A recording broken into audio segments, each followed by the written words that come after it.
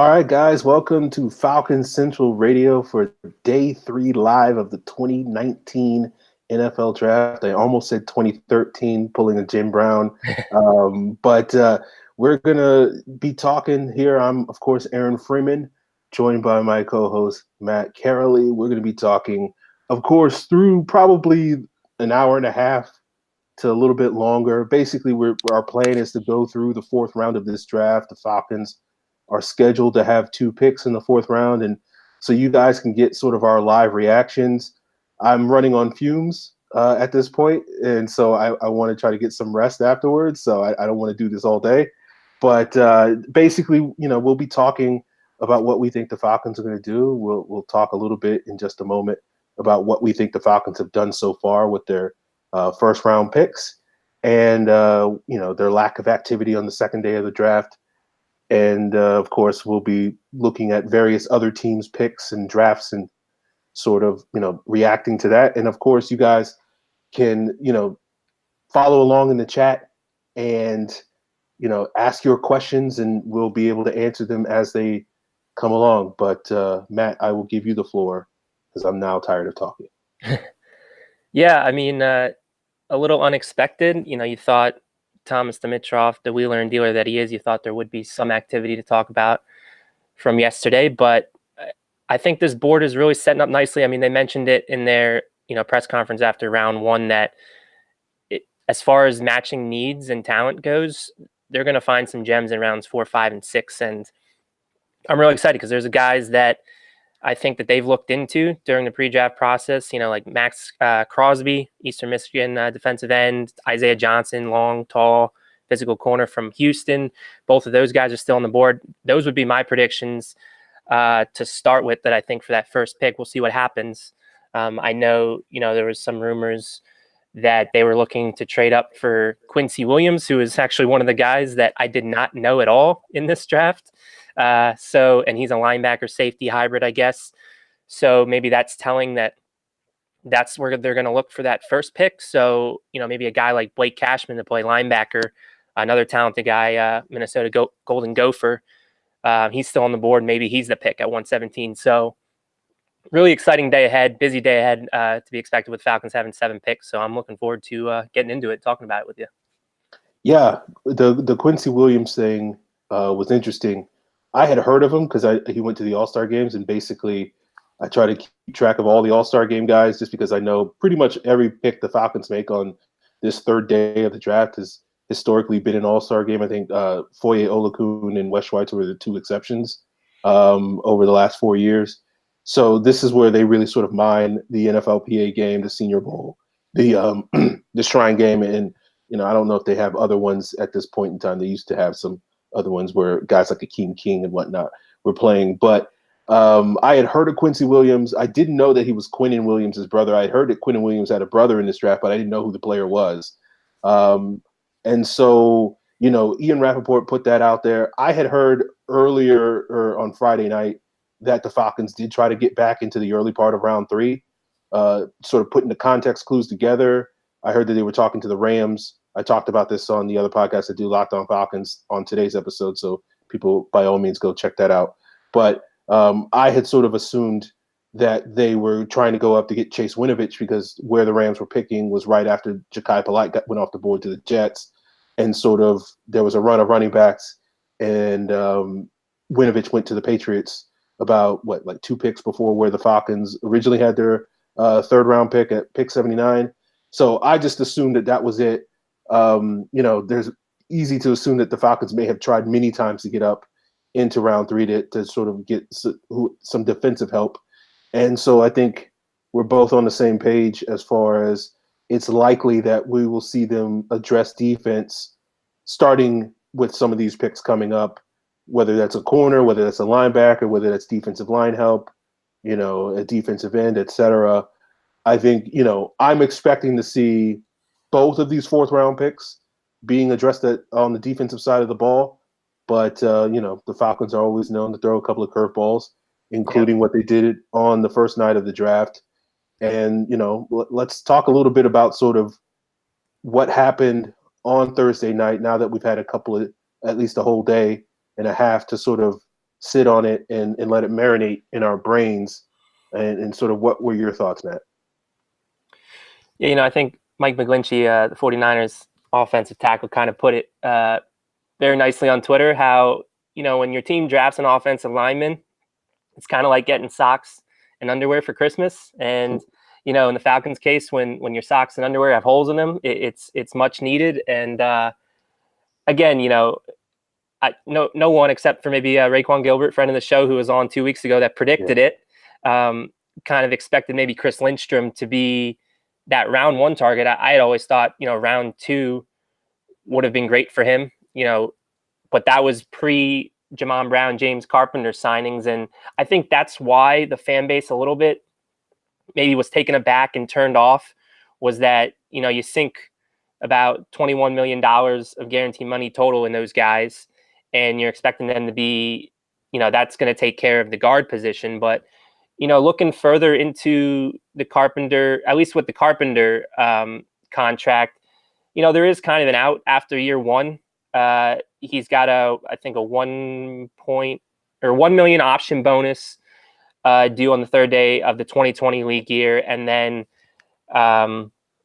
another 1.5, I think, of his base becomes guaranteed on that same day. So again, that's kind of the big decision-making day for them on him. And I think really now we got to start looking at Carpenter as more of just a veteran insurance policy, kind of similar to, what they did with Ben Garland last year. They tendered him at $2.9 million. Carpenter's cap hit's going to be 2.8 this year.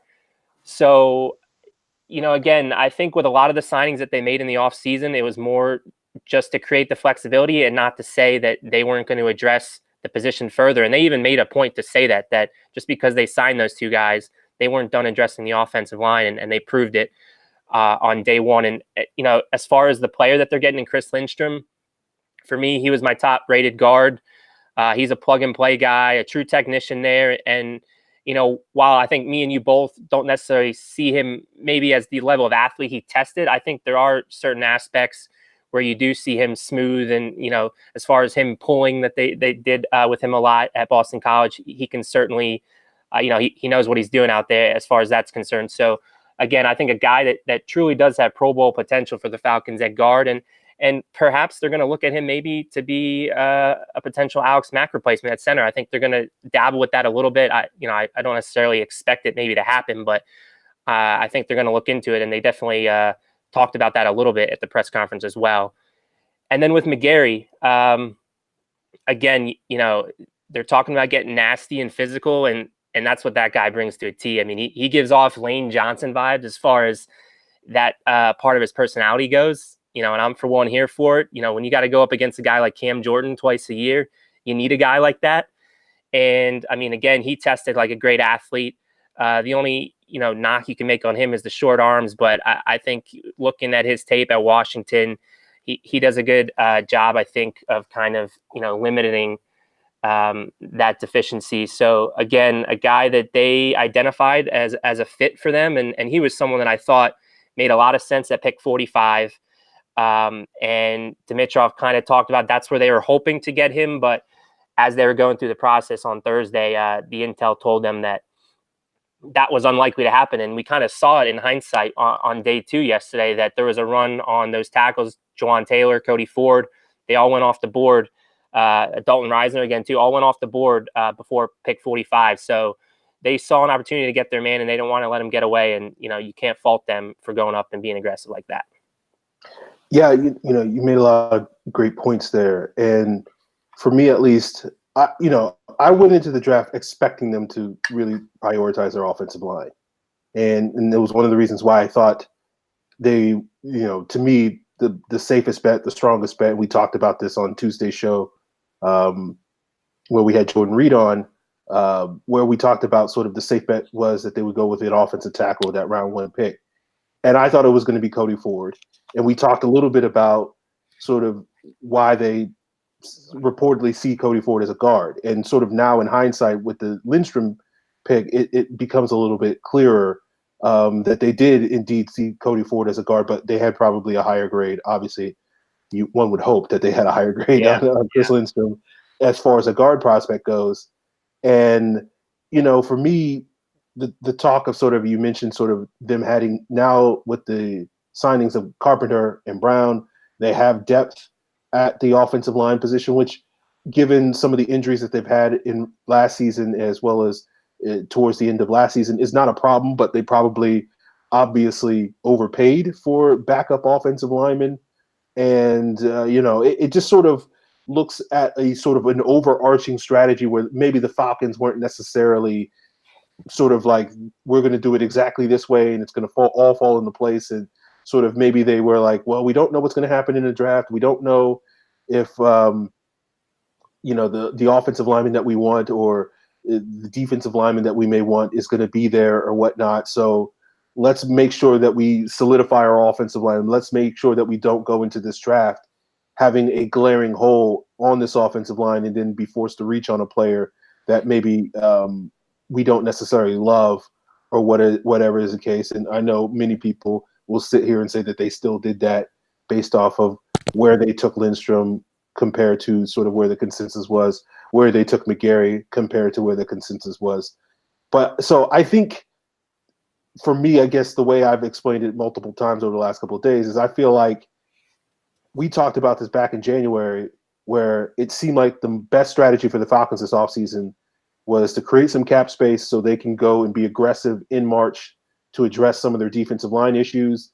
And because it was a weak free agent offensive line group, and the best strategy to address their offensive line was, okay, if we can improve our defensive line in free agency, then we can go into the draft and just basically just make these early round investments in some offensive linemen that may not necessarily pay off immediately in 2019, but will be good investments for the future of this team. But of course, in March, they didn't really attack the defensive line. We saw them do a little bit in April, but they really went more on the offensive side of the ball. And so I sort of think of it as like, what they're doing in April now is what they should have been doing. They're doing the right thing. Yeah. What they did in March, keeping Beasley, overpaying some of these offensive linemen, wasn't really what they should have been doing. And sort of it makes, I think, sort of now when you look at it in hindsight and whatnot, it sort of makes, wait, what were we doing back then? What were we doing a month ago? Like, Yeah. did you guys not have a plan? And I think that's one of the things, the sticking points where you're seeing some of the criticism, some of the negativity towards the Falcons with the draft, is like, it just sort of makes those moves look even worse. But I don't think that needs to mean that people need to judge these current moves as if they're bad. I think these are the good moves that the team should have been making all along. And if this had been part of the plan all from the front, we would have been like, yeah, this is great. This is exactly, if they had signed, instead of spending on James Carpenter and maybe Jamon Brown, that maybe that money would have gone to a Justin Houston, or, insert all the other free agent defensive linemen that Matt desperately wanted the Falcons to sign back during those first few days of free agency. So it's one of those things where I get why people are sort of, were taken aback by it, because based off what they did in March, it seemed like it was setting up something differently. But I think sort of maybe all along they had this plan to do this thing in April, but maybe it makes some of the plans that they did in March maybe look a little bit worse. Yeah, I mean, it really went awry when they locked into Beasley for that 5th year, because, again, you're talking about a $12 to $13 million cap spot that could have went to a Justin Houston, or maybe make a play at Olivier Vernon like the Browns did. But once that happened, I mean, then you're just looking at, well, they created $7 million of space by restructuring Matt Ryan. That's pretty much all they had to work with outside of, the vet min signings they've made. And, they decided to go to the offensive line. And I think, it's more of a CYA approach, as far as they didn't want to be left, without any depth. Say, another 2018 season happens where they get ravaged by injuries. And again, veteran insurance policies is how I'm looking at with Carpenter at this point. I think they can get out pretty easily after 2019. Brown, you're a little bit more locked into, but as viewers of the show know, I'm a little bit more bullish on him than I think most are. I do think he does have some of his best football potentially ahead of him. And so for me right now, if I'm looking at the offensive line and making a way too early prediction, I would say, Matthews at left tackle, Lindstrom at left guard, Mack at center, Brown at right guard, and then, McGarry, I think, beats out Sembrilo at right tackle. And then, you're looking at depth with Sombrilo as your swing tackle again, which again, that's probably the perfect role for him. And again, he's probably a 1-year play. We've talked about him. You can get out of his contract after 2019. And then, if they continue to develop Gano and continue to see him as a tackle, he can be the swing tackle maybe in 2020, so long as he holds off John Wetzel. I think that's his main competition for 2019. And then, you're looking at a scenario, I think, where, Carpenter's more so the, again, veteran insurance as far as the guard spot. I really think Wes Schweitzer is probably going to be the game day swing interior offensive lineman, and they're probably going to have him, work out at center to be the backup center. Or again, maybe Lindstrom is the guy that they call on for that if Mac were to ever go down. And then I think, that leaves us with Brandon Fusco, unfortunately, probably being the odd man out. And, the Falcons would move on from him after June 1st, freeing up $3 million of cap. So again, the depth and, the hope is that we're getting upgrades here with Lindstrom and McGarry. And, I would have never thought that they could overhaul 3/5 of their offensive line in one off season, but they're looking like they're proving us wrong here. Yeah. I remember we having a conversation about like they want to do that, but whether they're actually going to hit on all three of those moves remains to be seen. Yeah. I'm curious. You mentioned sort of your projection for the starting lineup on potentially week 1, and that's sort of my same head where my head is at. But I'm curious, sort of, what are your thoughts on Lindstrom playing sort of his more natural right guard position, and sort of what do you think about the Falcons maybe moving Lindstrom to the left side so that they're not stuck in a situation where they have two rookies playing on the same side? Or do you feel like this is the new right side of the Falcons offensive line, and if they have to sort of throw these guys to the wolves and whatnot, it'll pay off, 3-4 years down the road? So what are your thoughts on sort of playing these two guys, or having the possibility of playing both of those guys side by side at some point this season, whether it's week 1 or week 10, with Lindstrom and McGarry? Yeah, I think for me with that question, I've just seen, as far as Jamon Brown's concerned, he's been at that right side for now the last 24 starts of his career. I think you have to go back to 2016 with the Rams for the last time he was at like left guard. So I kind of want to leave him where he's most comfortable. But at the same time, you're right. I mean, Lindstrom, the more natural side for him is that right side. So again, you get into that conundrum. Do you want two rookies starting on your right side? Or I trust that Lindstrom can make that conversion. I mean, that was one of the questions they asked him, and he said he's comfortable playing the left guard spot as well as the right guard spot. So given a full off season of that, I'm not too concerned. Again, we're talking about a technician here in Lindstrom. So, that wouldn't be a concern of mine. I think I'd be more worried about having the two rookies on the right side rather than kind of mixing it up and having a veteran that's played the right guard spot his last 24 starts, as opposed to maybe switching him back to left guard and trying to make him, learn a new spot. So that's kind of where I'm at right now. But again, if it turns out they want to roll with the two rookies on the right side, then again, I can live with that. Yeah, I just sort of wonder, because the way that the Falcons operate and the way that most teams tend to operate is they tend to slide their protections to the left, and that puts the right guard more often than not on an island in pass protection, with the center helping out the left guard as opposed to moving to the right side to help out the right guard. And I think, when you look at the current guards on the roster, I think we probably would both agree that Chris Lindstrom is probably, at least long-term, better served to sort of play that role in the Falcons offensive line. So I think I trust him a little bit more sort of being on an island, given how effective a pass protector he was in college. And so part of me is like, well, he's the best option for that right guard position, just for that sense. Yeah. And, if you want to put, you want to play the 5 best guys.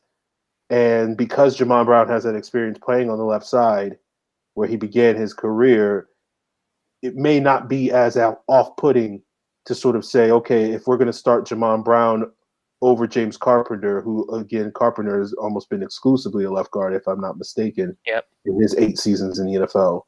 But if we can put Jamon Brown on that left guard spot, we can put Chris Lindstrom at sort of the right guard position where he could be, the guy there for the next 7 to 8 to 10 years, where, the Falcons over the last 7, 8 seasons have basically just had this revolving door of right guards.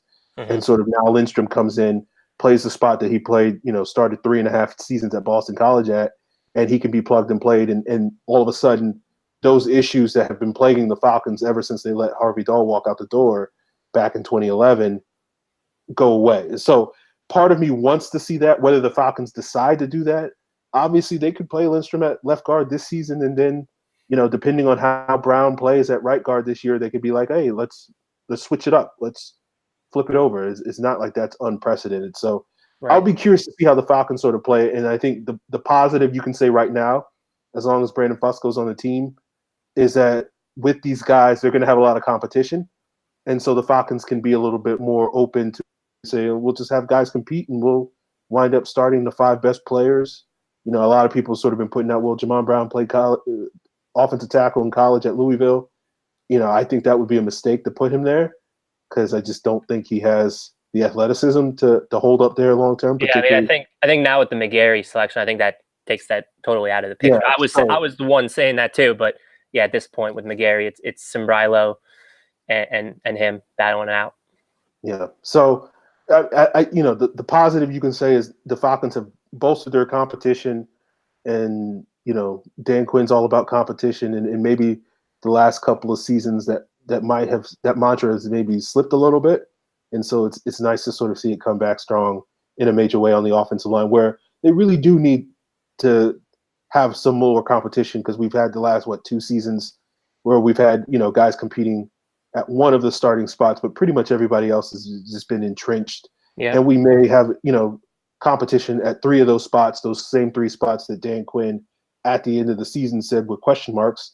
And I don't see how that's not a positive for the Falcons moving forward. Yeah, I think just to update what's going on here with the draft, I think we had 2 picks in. Yeah. Hakeem Butler started off the draft, so there goes that dream of him maybe potentially being a future slot in Atlanta. He goes to the Cardinals, and then the Bengals traded up for Ryan Finley to maybe be a developmental cornerback behind Dalton. Kind of, he has some Dalton in him, wouldn't you say about Ryan Finley? As far as 2 years ago when we were scouting, who was it? All the NC State guys. Yeah. That they had, like Jalen Samuels. I was like, oh, this Ryan Finley's guy's got some juice. He could be something.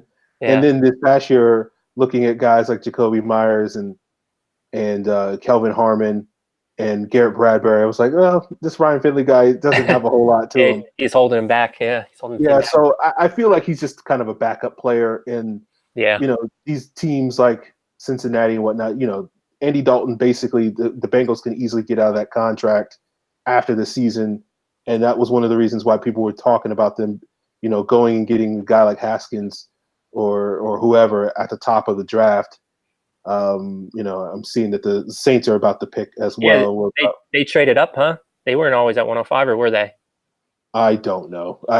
Look, if you're going to ask me questions that require brain cells, I'm not going to be able to answer those questions. Fair enough. I got to get up the draft order. If it's new information that has come out in the last 24 48 hours, I'm not going to know it. It looks like they traded up with the Jets, unless that was an early trade. Yeah, no, that makes sense. Yeah, they would have had the 3rd pick. So we can joke about them giving up more future draft capital, I guess. I mean, look, they're all in. They don't care about their future draft. They're basically trying to win a Super Bowl, and I pointed that out yesterday. Yeah, I saw that. A 2020 second-round pick, and people were like, so, they're going to blow. And I agree with folks. Like, I think last year was their best shot of winning the Super Bowl. Yeah. But, they have a strategy. I can't fault them for basically saying, like, when Drew Brees is gone, we're going to suck, so who cares? Yeah. No, that McCoy pick, that was one that's a good pick. Unfortunately, you have to give it to them. I mean, they couldn't go into the season, I don't think, with Nick Eason as their guy. I mean, they gave him a good amount of money, but I think now this could potentially allow him to go back to maybe a more natural guard spot for him, and then McCoy's plug and play, and so I'm interested to see what they're doing here now. I saw we got a couple people talking about certain players. DeAndre Walker is kind of an interesting one for me. I know a lot of people view him highly. I think he could maybe be a Devondre Campbell replacement if he were to somehow be a Falcon selection. You have any thoughts on DeAndre Walker? Yeah, because the last couple of weeks I was sort of struggling to sort of find edge rushers as we get deeper into this draft if the Falcons didn't get one in the first couple of rounds. And so I was looking at Walker as maybe a guy that the Falcons – and, my main issue with Walker is I think he's sort of tailor-made for that 3-4 scheme because he's not the biggest guy in the world. He's like, 245, 250 or something like that. Yeah. And so, that made me go, well, he can't really hold up as a 4-3 D-end in my eyes. He's just not really built that way. But as a linebacker, I mean, it does make some sense there. If the Falcons were really planning on sort of being like, okay, we can get this guy as our Sam linebacker, we can be a little bit more aggressive, and that's been something I've been talking about the last couple of days, is if the Falcons do upgrade their coverage and their secondary and really do focus on, the cornerbacks and whatnot, then they can play a little bit more man coverage, be a little bit more aggressive with some blitzes, and bring whoever that Sam linebacker is, whether it's a Campbell, whether it's a DeAndre Walker, more in terms of creating pressure to sort of supplement what they may be lacking in terms of up front. So that's one strategy that the Falcons can have without necessarily, because we're at a point in the draft where you're not necessarily going to get too many guys that you really expect to be impact pass rushers, high-level pass rushers, guys that can certainly be a part of rotation, but not somebody that you're thinking that's going to be able to step on the field day one and really make a difference in this team's current nickel front. And so maybe improving the secondary at this point so that you can be a little bit more aggressive with some blitzes makes a little bit more sense for the Falcons if they're trying to upgrade their pass rush. And I think a guy like Walker can do that. He can dabble a little bit with his hand in the dirt, but also maybe play some stand-up linebacker and help you out with the blitzing and whatnot. Yeah, I agree. And the Saints just went with CGJ, so another big name off the board finally. So Saints like collecting quality safeties. They've done that the last couple of drafts. Yeah, so they have a few now. Von Bell, him, Marcus Williams. So, yep, they're going all in. They're pushing all their chips, I think, for one more year, one more run. And, I know it's going to be similar to that 2017 Falcons year where we, called it a redemption tour. At least some fans did.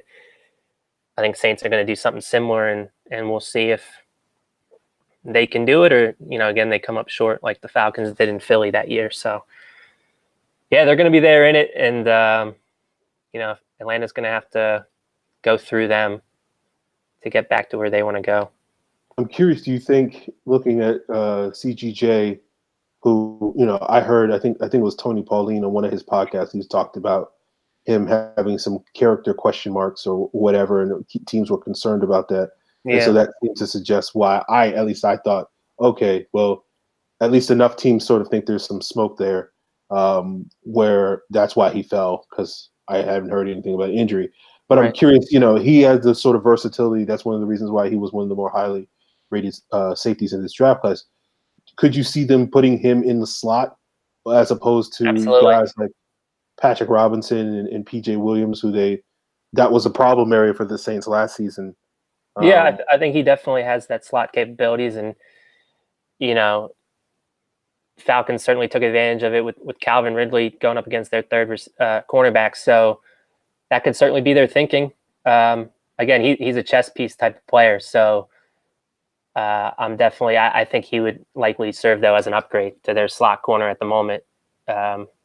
Williams got torched by Calvin, so yeah, it'll be interesting to see how they use him. But they're definitely accumulating those versatile DBs in New Orleans. Yeah. So. Man, Max Crosby. Did he just go? The Raiders got him. Oakland. Yeah. That's a good pick for them. He was one of those guys that was on my radar in sort of this range. This always happens. Every fourth round, it's like, the big names that that you're hoping slip just a little bit further. They always go around this time. So yeah, these first 10 picks in the fourth round are always interesting. yeah, so I don't know if the Falcons are going to get, you know, a little jittery now and maybe package some picks, because I got to believe they're going to make one move today, right? You know. Oh yeah, I would. I think they've done that every year Yeah. in the draft. So I always thought it was a little bit more realistic. We already talked about sort of them moving up potentially in round 3 yeah, and talking to teams, but I always thought it was more realistic that they would try to climb at the top of round 4 and get whoever's there than necessarily agreed. trading up into round 3, just because getting high in round 3 to get somebody probably would have required giving up a premium pick, a day 2 pick in 2020.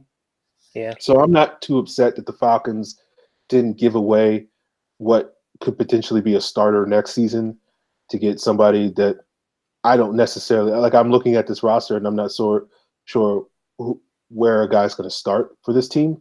I Yeah. just think you're getting depth at this Yeah, point, and so exactly. I think, You're exactly right. Yep. I think, just it's fine. You can wait till round 4 and get some quality players there if you need to. And if you wanted to move up into the latter part of round 3 to get somebody, you could have packaged these 2 fourth round picks together to get somebody. But I think being aggressive today, to sort of fill some of these key depth spots, and basically whether you come out with 7 guys or you come out with 5 guys or whatever the number is, and just basically feel like, okay, these are the guys that we really want to get, and we now have the ammunition to go and really and do what we did in the first day of the draft and get the guys that we really want. Mm-hmm. And now we'll just have to wait and see whether or not the guys that the Falcons want or maybe the same guys that the fans want. Yeah, I mean, like I said at the top of the show, I think the needs of this team match the value now that they have with all these picks. Whereas I think last night you saw there was a lot of wide receivers going, a lot of DBs, which again you could argue Falcons can use a few of those, but there's still a lot of good names still available, like Jimmy Moreland, Corey Ballantyne, Isaiah Johnson. So if they sit put and use all these picks, I mean that's cool with me too, because loading up on depth at this point for the future, when they're going to need some cost-effective players at certain spots as they look to retain long-term guys like Deion Jones, Keanu Neal, Austin Hooper, guys of that nature. They need cost-effective options at the bottom of their depth chart, and I think here could be a great opportunity to just use all 7 of these picks and get that. Anthony Nelson just went to the Bucs, another solid player. He was kind of one of the last DNs that I've always liked Anthony Nelson. He tested much better than I thought he would. Right. But I thought even if he didn't test as well, I still think he would have been a solid sort of third round sort of defensive end that could definitely, help out a defensive rotation, even if he isn't necessarily this big time pass rusher. I'm looking at a veteran trade. Dakota Watson got traded by the 49ers to the Broncos. Dakota Watson has been traded like 17 times in his NFL career, it seems like. Is he a linebacker? Yeah. Okay. He's basically a pass rushing linebacker. And he went to the Broncos, you said?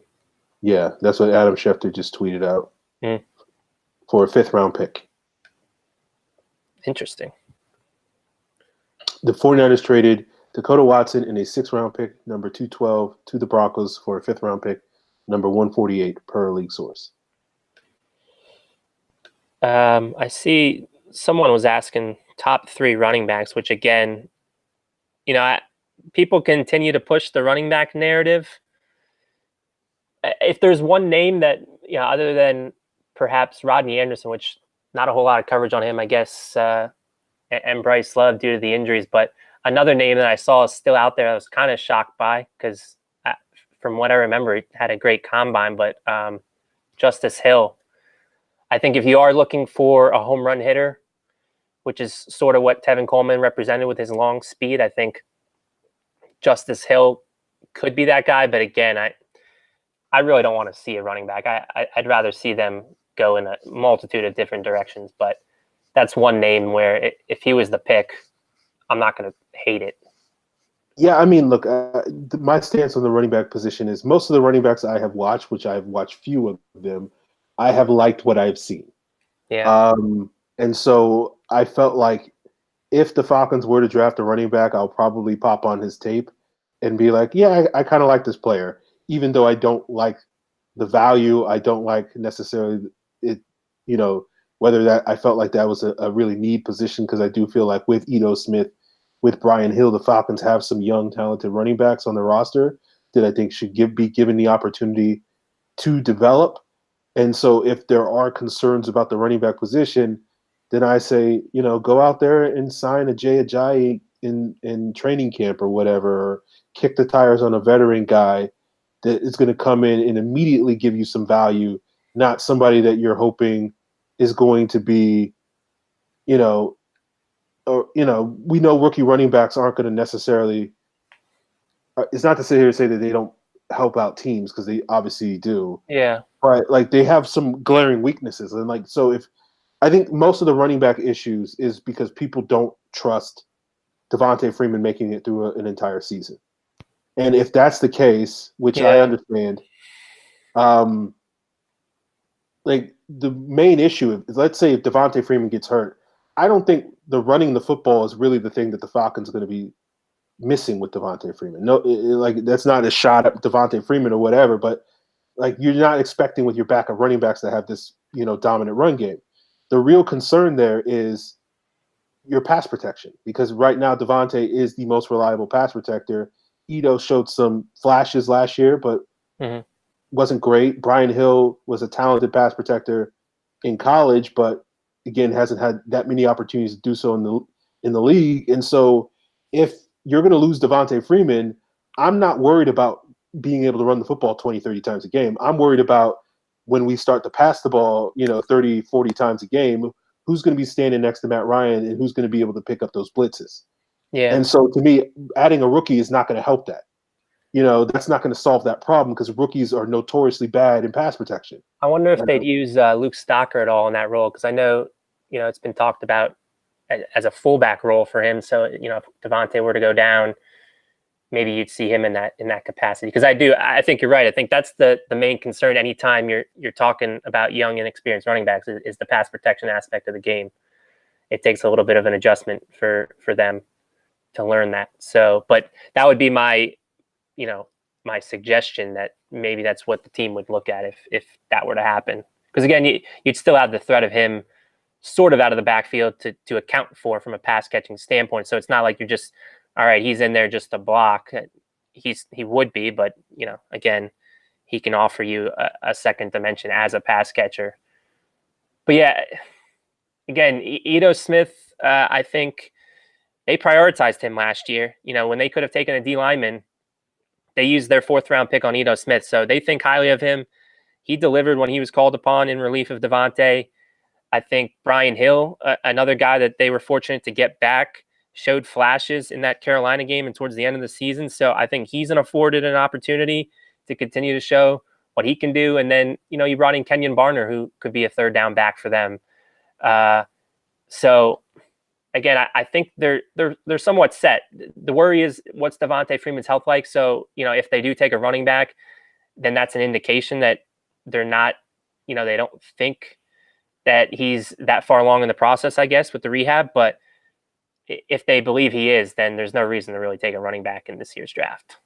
yeah, it just goes back to me like if the concern is Devontae Freeman's health, Yeah. if the concern is whether it's in August, September, December, that we're not going to have Devontae Freeman, to me the solution to the problem is going out and signing a veteran running back, not plugging another rookie running back that's untested and green and hoping that he's the next Philip Lindsay or whatever the case may be and saves your running game. I just don't think that's really the best way to solve that problem. So for me, at least, again, if they're going to address the running back position, which I'm not opposed to, it's going to be trying to get some valuable veteran at some point, in the middle of a training camp or whatever, where it's basically getting the equivalent of what the Rams and the Chiefs did late in the season with Damian Williams and CJ Anderson. Like that to me is really if we're talking about the running back position,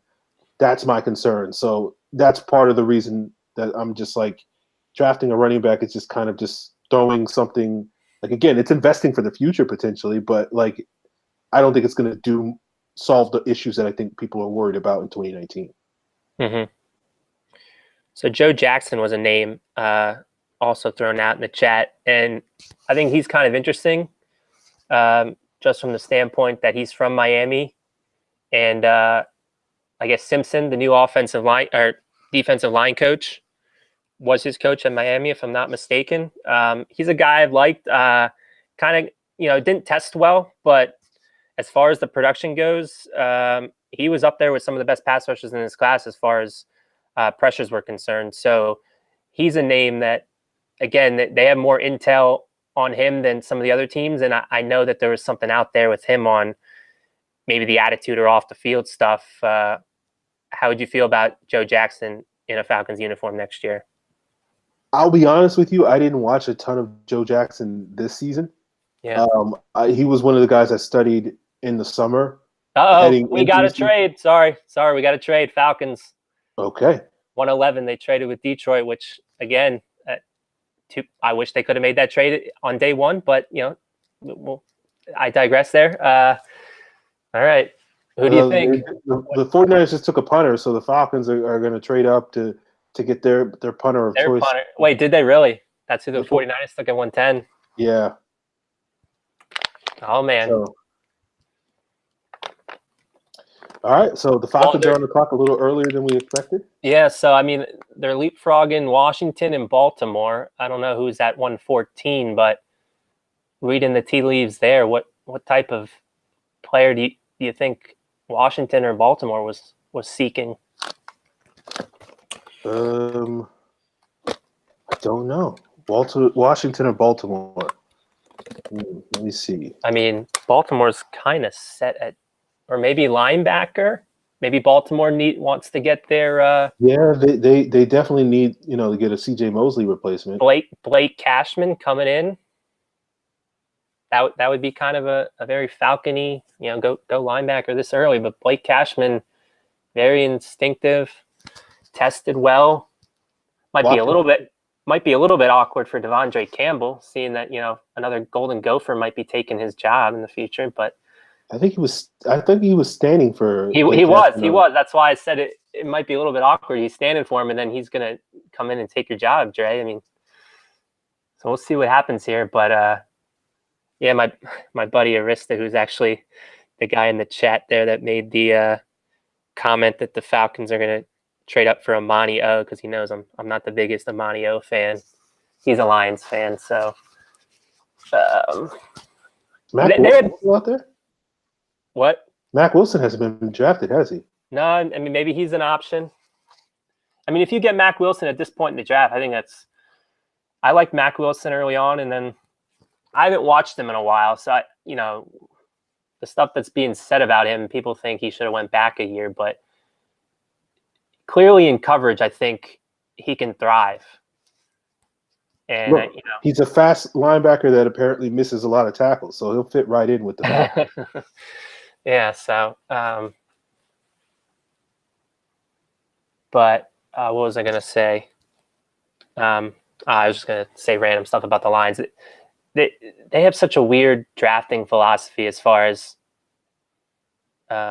pick. Oh, hold up, pick is in. I'm scouring Twitter to see who's yes. Pick. I was gonna say, how's it feel to not be able to? Is it eating at you inside that you can't be tipping the picks right now because we're doing the show? Yeah, I'm a little disappointed commercial break. That my usual sources have not scooped it quite yet. They're letting you down. Yeah. I wonder if the chat. So the Falcons gave up their early 6th round pick to move up here. The early 6th round pick, you said? Yeah, the one that they got from the Rams, I think. Okay. If I'm not mistaken. At least no, I think that's the second one though, because their one is 186, and the one they got from the Rams is 20. Okay, I see who we got. Do you want to know? Let the people know. It's a Ohio State cornerback Kendall Sheffield. Okay, Sheffield. very fast guy. Yeah, he ran like a 4.3 something, right? Yeah, yeah. I only saw him in passing. Who was I watching? I think I was watching Caleb McGarry against Ohio State, and I saw Sheffield make a couple of plays in that game. And I was like, okay, I probably should circle back to watch some Sheffield. Yeah. He was in one of the All-Star games. I can't remember which one it was. My immediate thoughts here is, does this say anything about the free safety position and the health of Ricardo Allen? Do they got to start off the season, you think, DeMonte Casey and maybe Sheffield? Because I think Sheffield's a pure nickel guy. I'll have to go back and confirm that, but let me see. I'm going to check out 3 Sigma athlete for the cornerbacks.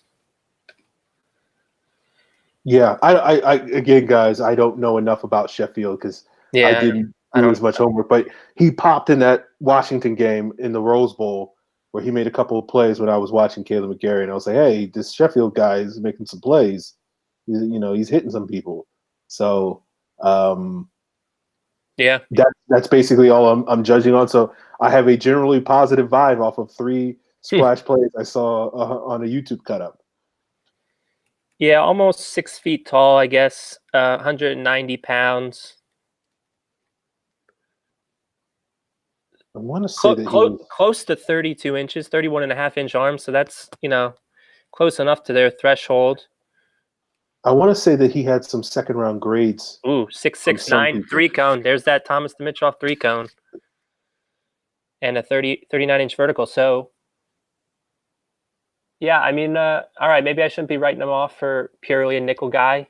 We'll have to both go back and check the tape, and we'll have more about Sheffield for you on later shows. But yeah, you thought that they were going to prioritize cornerback. The depth chart's thin with just Isaiah Oliver, Desmond Trufant, and then you figured Casey was going to be the nickel guy.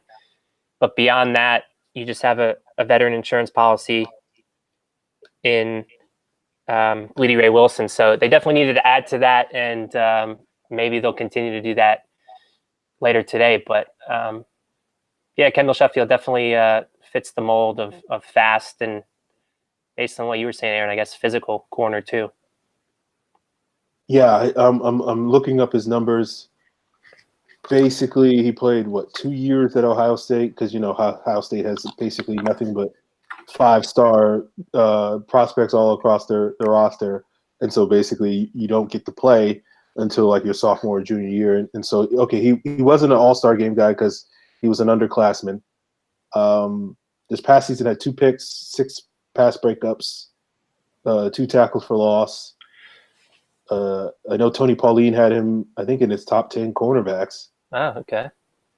Yeah, from what I remember watching a video with the Draft Network, the Draft Network guys during the combine, and they had an Ohio State writer kind of come through, and they were doing one of their live Twitch videos, and he gave a little bit of background on Sheffield, and I believe he said he's a huge track guy as far as winning the competitions and stuff. So again, they needed speed there. You talked about on a prior show that they need a guy to kind of replace Robert Alford there and cover the faster corner, since they do have Isaiah Oliver to cover the bigger receivers. So Sheffield fits right into that model.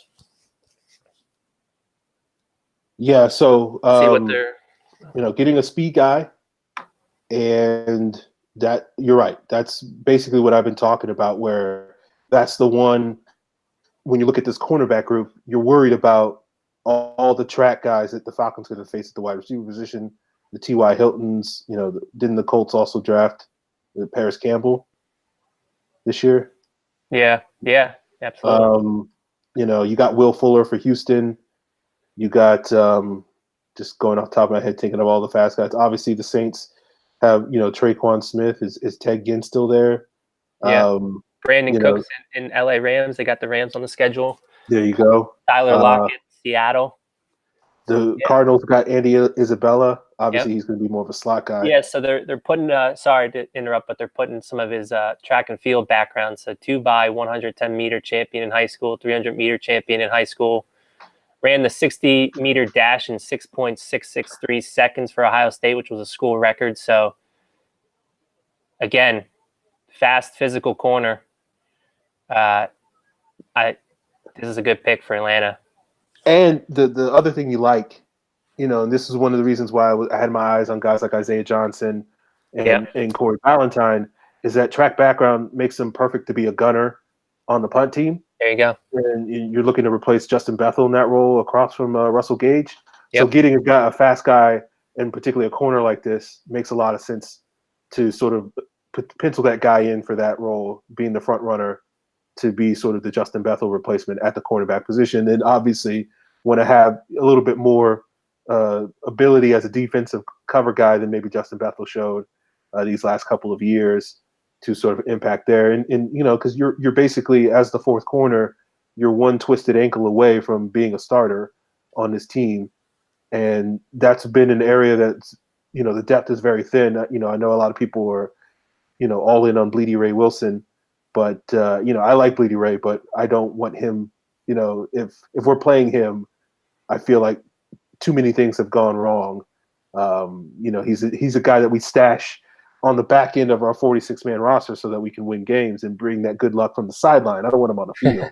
Yeah, he's a limited player. I mean, like you've said before, you can't really play the man coverage that you might want to with him. But again, just a veteran insurance policy, a guy what you can get from if you do have to lean on him. Yeah. But not something you really want to turn to if you can avoid it. Yeah, that's it. Yeah, he's a perfect fifth corner. He's a perfect sixth corner. A guy to have on the roster because he can play special teams. He can do multiple things.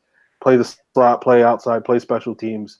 But if he's playing, more than a snap or two a game, I don't think that means good things for where the Falcons defense is headed.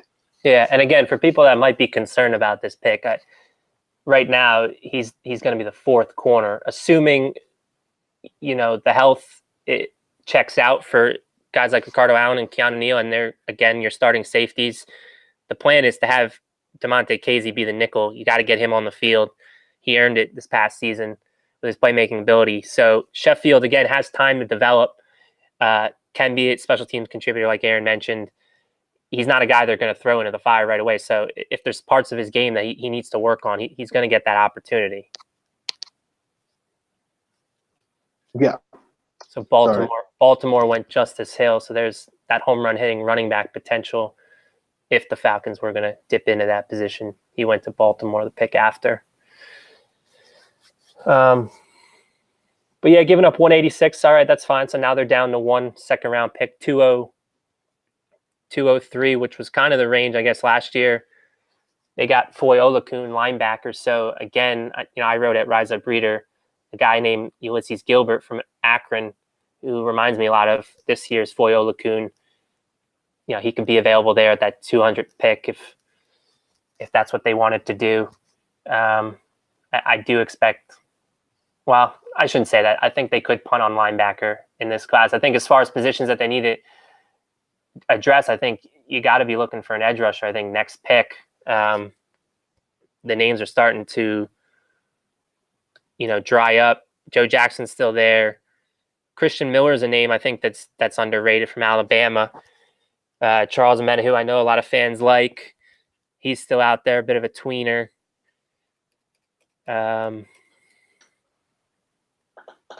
I guess Austin Bryant's name. I don't see him as anything more than. I think a lot of these guys, though, at this point are more just rotational guys for their careers. I wouldn't. The only one I might expect to really push Vic Beasley, I think, might be Joe Jackson or Christian Miller. Yeah. And, the thing that we can also sort of say is the draft isn't the end for smart teams in terms of player acquisition. So if the Falcons don't adequately address a position that you want them to in this year's draft, there's still opportunities for them to acquire better players, later this summer off the waiver wire, via trades, whatnot. Yeah. And certainly in the coming days, you're going to see guys get cut because teams were able to basically address those needs. We saw that with Chris Chester. Basically, the Redskins drafted some offensive linemen and then cut Chris Chester, and the Falcons were able to scoop him up and, gave us, a year and a half or the 2 years of relatively solid right guard play. Mm-hmm. So it's one of those things where, as far as there's Christian Miller off the board to Carolina. Is that okay? So they're adding to their pass rush a bit, which is Drew Samia went to Minnesota. Minnesota. Yeah, that's a he was a guy pick. that I've been thinking the Falcons would love for a long time this offseason. And once they picked some guys in the first round, that made that move. But he was one of these third, fourth round guys that I thought would definitely be on the Falcons' radar, because the Falcons never use high picks on offensive linemen. So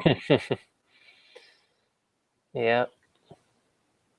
Oh, so Bryce Love went to the Redskins. Okay, missed that one. I'm not a huge Bryce Love fan. Yeah, I just think it's unfortunate with the injury. I thought prior to the injury, who knows? I mean, he could have contended, I think, for one of the top running back spots in this class. But when you're, bread and butter is that explosion, and you really blow out your knee like that, that's tough. My issue with Bryce Love is I always thought durability was going to be an issue for him, because 2 years ago, when he had that 2,000-yard season, every Stanford game I watched, he took a shot and had to leave the game for like a couple of plays and then come back in. He gutted through it, but it just, what is it, 185 pounds? Yeah. I just don't see him, turning into this work done type of, warrior that winds up playing, 12 years in the league at that size. So, talented player, but I just don't know if he has the body that's going to hold up and be a productive NFL player. Great college player. And if, I'll root for him. I'll certainly root for him to do well, except for when the Falcons play the Redskins. But sure. We'll see. So the Lions pick that we just gave to the Lions is coming up. So be curious to see who they pick with that one. Yeah, Arista 300 believes it's going to be Riley Ridley, which they could use receiver help. But again, the way Bob Quinn drafts, you never know. I mean, they might take a guy again with a round grade below everyone else's. But it's worked out well for them. I think they're going to get a lot of grief. But you look at the Kenny Galladay selection from 2017 when they took him in round 3. I was like, oh, I thought he was kind of a day 3 guy. Like, I barely even knew who he was. Last year they took Tracy Walker, I think, in round 2. He's turned out Pro Football Focus liked him and what he did in year 1 as kind of a free safety. So, and Deshaun Hand was a guy. That was one of my guys. Yeah, in the draft. Yeah, and I wasn't a huge Deshaun Hand fan because I thought it was like he's like the 5th best guy on Alabama's defensive front. Yeah, and then he tested poorly, and I was like, yeah, this guy's not good. Get rid of get him out of here, because I know a lot of Falcon fans liked him, and they were constantly bringing him up.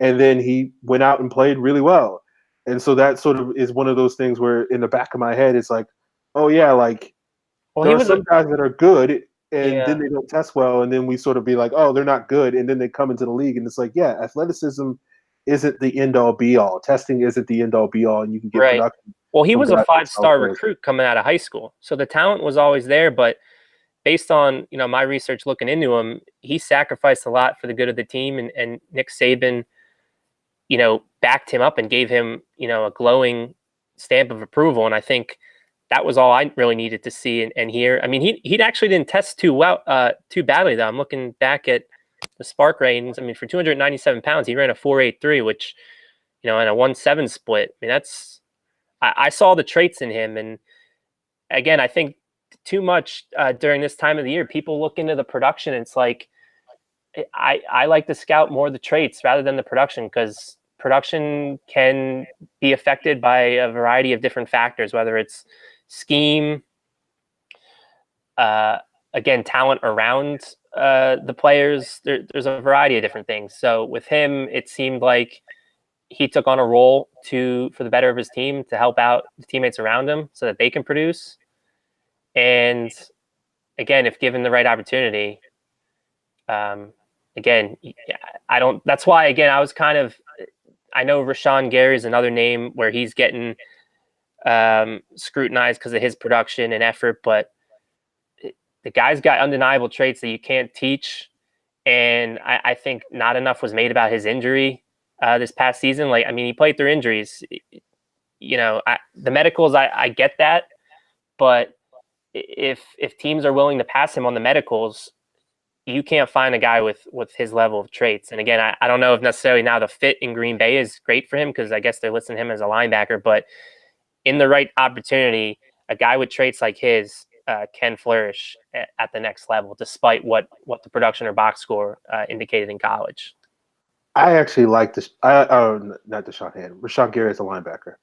Do you? I'm one of those weirdos that thinks he's a linebacker. Wow.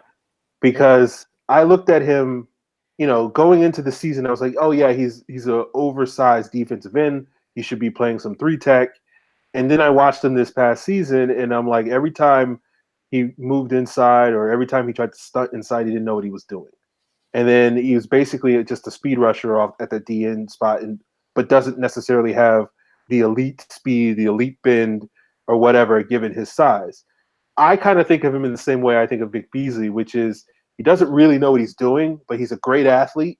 And rather than trying to teach him how to be a pass rusher as a defensive end, which is going to take time, that's probably not going to pay off for where he's drafted, just let him go and play linebacker and just run around and be an athlete. Like you don't have to be a technician as a linebacker. Just let him be an athlete. Tell him to drop 10, 15 pounds, get down to 260.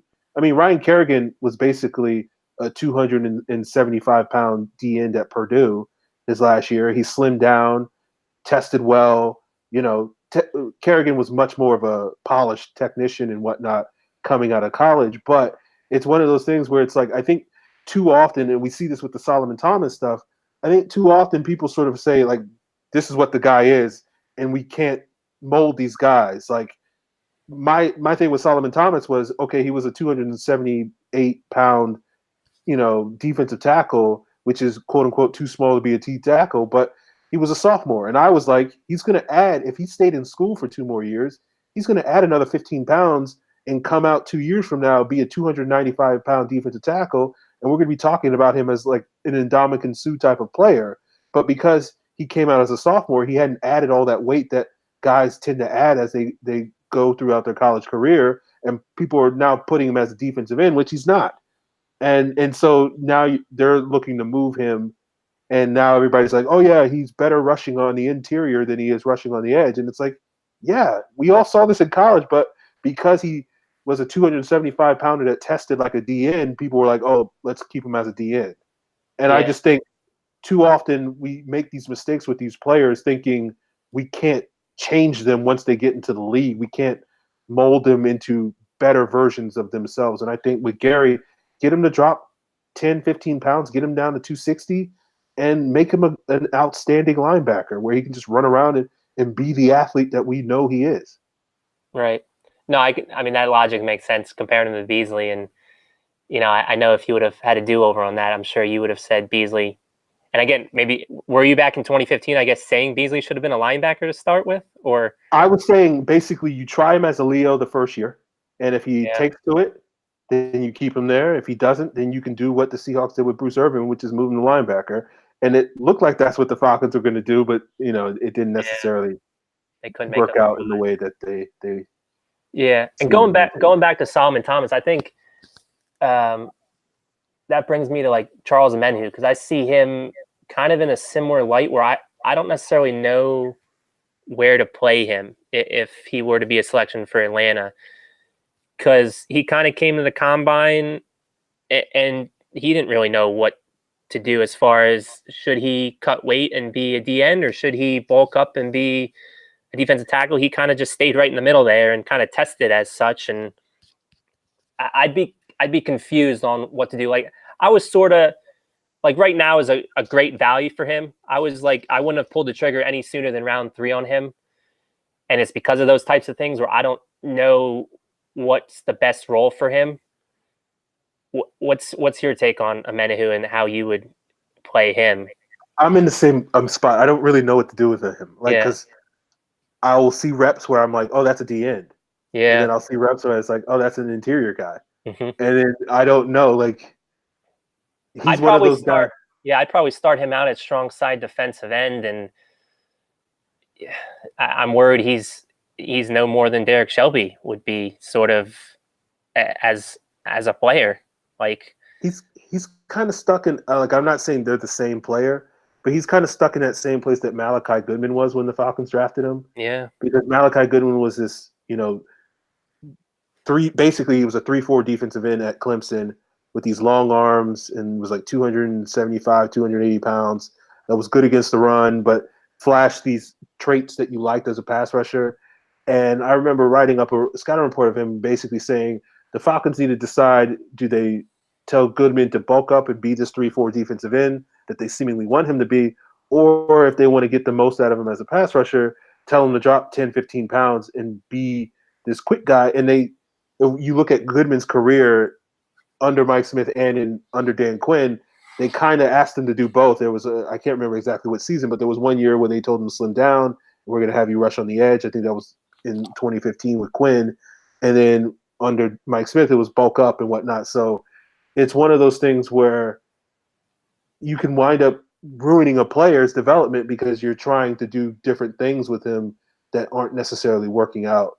And you basically find yourself in year 4, unlike a certain Falcon pass rusher, not really knowing what he is because you basically spent 2 out of the last 3 years trying to make him into something that maybe he's not.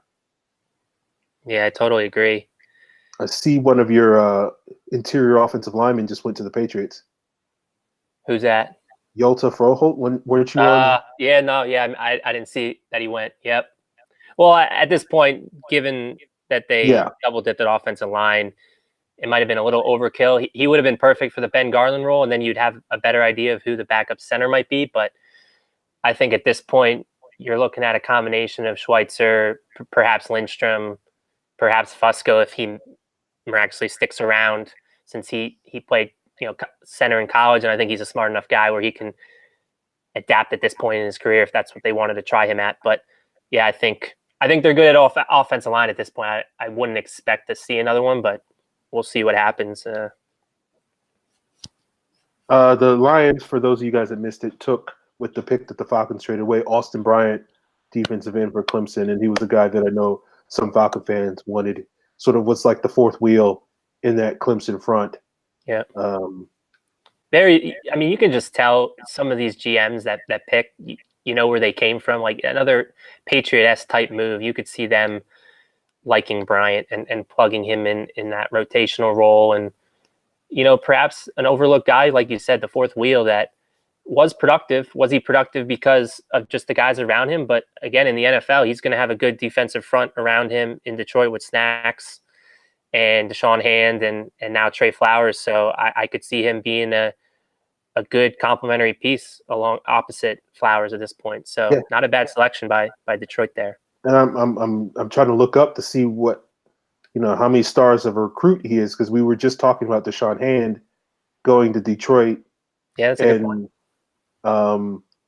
If Austin Bryant was this highly recruited guy at Clemson, which presumably he probably was, could that be basically? Yeah, I think it was a 4-star recruit. So that's their MO, kind of. Yeah, it seems interesting that maybe the Lions and Matt Patricia are targeting these guys that were talented high schoolers that may not have gotten development in college, and trying to mold those guys into better players. And we just mentioned it worked out pretty well for them last year with Deshaun Hand, and maybe it will work out better with Austin Bryant, because I remember watching that Clemson front, and we've had this conversation many times about the Clemson guys, and sort of always considering Bryant the afterthought, because I'm like, yeah, he's a great athlete, but he's just kind of an athlete, and he's not much else to him.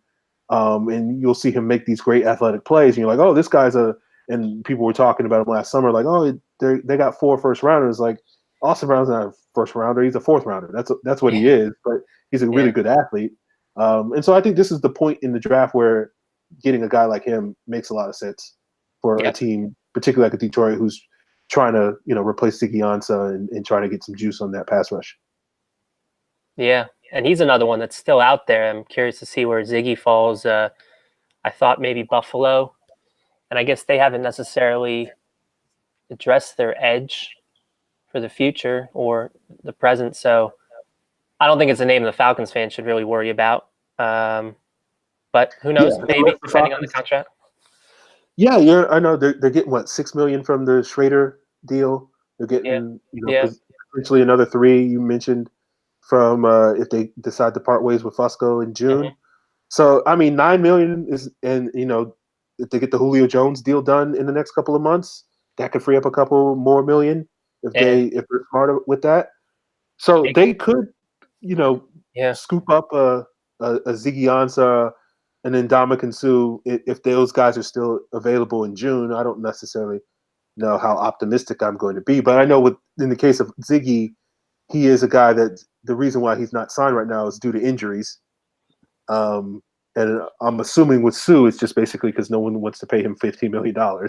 So we'll see how that goes. Yeah, and then Matthews too. There's an avenue where they can kind of create $4.4 million based on my calculations if they kind of restructure some of his base into a bonus, and so there's avenues where they can add maybe a $5 to $6, $7 million player still at some point later this summer. Jason Butt of The Athletic just tweeted out that while Kendall Sheffield was at Blinn Community College before he transferred to Ohio State, he did return kicks and punts. So that's another avenue that Sheffield could return. Okay. So I think it's definitely clear right now from based off of what we're sort of speculating with his potential to impact in coverage as well as potential to compete for a return job that we can expect to see Sheffield helping out on special teams in addition to whatever he can contribute on defense this year. Yep, absolutely. So how many picks are we away from the next Falcons pick? We're on 121 now. I think 16. Next up is 137, if I'm not mistaken. Okay. So based on that math that you were saying before we went on the air, about 2 minutes or so per pick. So cutting it close if we're looking to keep this to like an hour and a half show. Which I'm willing if you are. I know you got less sleep than I had this weekend, so. I'm willing to go through the end of the 4th round. Okay. I'm definitely committed to doing that. Oh, my boy, Trevon Wesco just went to the Jets. I liked him as well. But, that makes me think, are we going to start seeing a run on tight ends? Is my son Foster? I'm surprised the Patriots, I mean, that Froho pick's another great one. They're killing it right now. You look at what they're doing. N'Keal Harry, Jawan Williams, Chase Winovich, Damian Harris, Yadni Kajust, he's a top 20 player on my board. I love the Yadni Kajust. The medicals are the only concern, and there's a little issues with his technique in run game that he needs to clean up. But, they have Isaiah Wynn ahead of him, and he's not going to be pressed into duties. But if he's healthy, that's a great bookend tackle to, soften the blow again of Trent Brown moving on, and then Froholt. If there was a letter before A, I'd be willing to give that to the Patriots right now for what they've done. From a value standpoint, this is shaping up based off of obviously these pre-draft rankings and how most people sort of felt about many of these players. This is shaping up to be one of the best Patriot drafts in a while. Yeah. From that standpoint, and we'll sort of see if they wind up, turning some of the, these guys wind up living up to their potential there. Mm-hmm. New England has the history of sort of drafting guys that everybody's like, oh, that's a great pick for the Patriots. He's going to be really good in New England. And then that guy kind of fizzles out. Like we've seen that with Derek Rivers to a certain extent. Yeah. Although some of that is due to injury. Mm-hmm. But, Cyrus Jones was a 2nd-round pick they had a couple of years ago, and he basically fizzled out there. But then they turned these sort of 5th, 6th-round guys that no one's ever heard of that were like, oh, he was a backup at Hawaii or something like that, and then they turned those guys into solid starters. So, Patriots are always an interesting team. Yep. Yeah, I know someone asked about Gerald Willis. Yeah, he's one of my guys, defensive tackle from Miami that I'm looking at. And I think honestly, with the next pick, seeing as though some of the edge rushers, that well's kind of drying up, I'd be looking at some of the interior defensive tackles with that next pick. You know, Gerald Willis, Reynold Wren, I believe, is still out there. A guy that I think was miscast a little bit at Arizona State. He was a one tech there, but I think he has the potential to be a solid three tech, you know, fire off the snap, attack that B gap. I'd like him a lot. He checks off a lot of the physical tools that the Falcons look for there. I think Daniel Wise, I don't think he's gone yet. Another Yeah, guy he's still available. miscast in at Kansas, kind of played all over the place, was used as a five tech and sometimes as a Leo, but he's definitely not a Leo. He's a three tech. So for me, that's where I'd be looking at 137 is some of those guys. Kingsley Kiki is another one. Cortez Broughton, both under the radar guys. Michael Dogba, someone that the Falcons visit with. So I think there's a lot of defensive tackles still available that, you know, maybe in 2019 they're redshirt players based on the depth that's ahead of them, but could certainly be a Jack Crawford replacement in 2020 when Jack becomes an unrestricted free agent. Yeah, let's talk about that with the D line rotation. I'm curious to get your thoughts on that. Sort of when I'm looking at this current group, I think there's 8 guys currently on the D line rotation that I feel reasonably confident are either locks or very likely to make the team because I think they're clearly defined roles. I would say obviously Grady Jarrett, Tack McKinley, Vic Beasley, Jack Crawford, Adrian Claiborne, Tyler Davison, and Stephen Means, am I forgetting? So, and Deidre Sanat are those 8 guys. You have Hageman right now. Probably if you were penciling in somebody for the 9th spot, he would be there.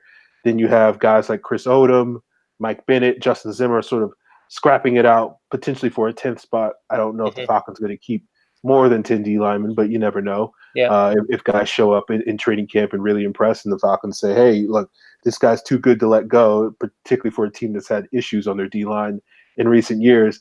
But I'm curious, sort of looking at that 8-man rotation, would you agree with that group as sort of the likely guys that are sort of the front runners to make roster spots? And sort of where do you think a rookie could really impact? I'm looking at that group and thinking clearly I think edge of that group is weakest, where a guy could come in and steal a significant amount of snaps, potentially in the base defense, or as sort of, you know, rotating with Beasley and Claiborne and Tack on the edge and Nichols and whatnot. But I'm curious sort of where your thoughts are with this D-line rotation as it currently stands and where it can improve. Yeah, similar thoughts. I think, you know, the 4 defensive tackles that are locks are Grady Jarrett, Jack Crawford, Deidre Sanat, and Davison. You know, Sanat and Davison will mix in at that one tech. We'll see. We talked about it on the show that maybe they dabble with Sanat as a 3 tech in the base next to Davison. I'm kind of against that idea, but again, that's a very real possibility. So I think those 4 are kind of locked in at defensive tackle. And then, you know, you mentioned Rashid Hageman, Michael Bennett, Justin Zimmer. Those guys are duking it out maybe for a 5th spot. I think that's what would be available right now is a 5th, you know, either a 5th defensive tackle spot or a 5th defensive end spot. Because I think, you know, Vic Beasley, Tack McKinley, Adrian Claiborne, and then, you know, as I have it right now, like Stephen Means, Chris Odom might be battling it out for the 4th spot.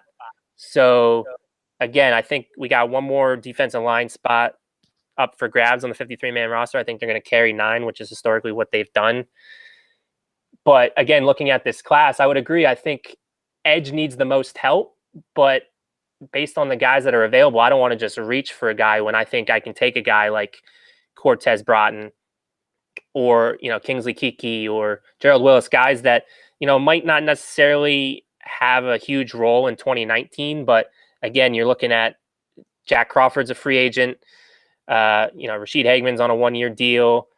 Davison's on a 1-year deal, although it was originally reported that they are looking to maybe sign him to a longer-term deal at some point. So a guy who's only 26 years old, if he shows out well in 2019, I can definitely see them bringing him back for maybe a 1 to 2 year deal again. So you definitely need to be looking at the future, especially now. I think when you're picking on day 3, it's more about the future than the present. And that's kind of why I'm saying I think they should go D tackle, because again, I think there's not a lot of players I think are legitimately, NFL caliber defensive ends that are still available right now. Fair enough. I would agree with you sort of in the sense, if I could summarize and tell me if this is accurate, they should take the best defensive lineman available, and whether that's an edge, whether that's a D tackle, so be it, and they'll make it work. They have enough pieces, they have enough versatility in sort of the back end potentially of their rotation, as well as the front end with guys like Tack and Claiborne and whatnot, and Crawford, that they can figure it out. And if they don't address it in the draft, then as we've talked about, maybe not Ziggy Ansah, maybe not Ndamukong Suh, but there are still some veteran D linemen. We saw that with the signing of Terrell McClain last year, that the Falcons could scoop up between now and training camp that can sort of supplement whatever they don't necessarily get. But I agree with you. I think getting the best possible, defensive lineman, the best possible rotation piece, a guy that you can sit there and say, I don't know what he's going to do this year, but I know this guy's going to be able to play, 4 solid years with the Falcons as part of this rotation, I think probably is the best strategy currently for what they should do at some point on this draft. And whether they do it later in round 4, coming up in the next hour or wherever we're on track for at that pick 137, we'll have to see. But I'm with you on the same page as far as that goes. Yeah, I think we kind of talked about the D line there. Maybe address some of the other position groups we think are, what guys are locked into certain spots. I think, we talked about linebacker being a potential draft pick in this year's draft. How do you feel about the guys that are on the roster, and who do you think are locks, and who do you think are competing for roster spots for 2019 at linebacker? Well, I think Jones, Campbell, Olakun are locks. I would completely shock me if any one of those guys is gone. Yeah. Before the season starts, we'll talk about after. Sorry, I just wanted Rennell Wren just went off the board. Cincinnati 125. Cincinnati, man, they just keep collecting. Yeah, they do. Guys that I like, not necessarily like I didn't love Sam Hubbard, I didn't love Jordan Willis, but where they got them in the draft, I liked where they got them. Carl Lawson, not to mention Carl. Oh yeah, that was a great pick. Highway robbery. Great pick. Yeah. Yeah. We overthought that. I was in love with Carl Lawson going into that last year, and I overthought it. Like, oh well, this. I basically nitpicked him to the point where I fell out of love with him. And he just basically has lived up to everything I thought he was going to be a year earlier than that. Yeah, I hope he bounces back from the injury, because he's a great player.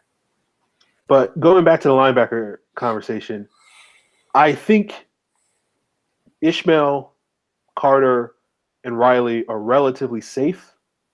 But if the Falcons draft a linebacker, one of those guys probably is going to be the odd man out, because I don't necessarily expect the Falcons to keep 7 linebackers. No. Particularly when you factor in that Carter, Ishmael, and even Riley to a certain extent, as well as Campbell, can play more than one spot. So you don't really need to have that many linebackers on your roster. So I would say of that 3-man group, I think Riley is the safest, just because he's the cheapest, he's the youngest. And whatever you think about Duke Riley, the Falcons are going to believe that they can get more out of him than what they have gotten out of him moving forward. So that sort of leaves Ishmael and Carter as the 2 most vulnerable pieces on the group, and they sort of have overlapping skill sets. I think Carter's a little bit better in coverage.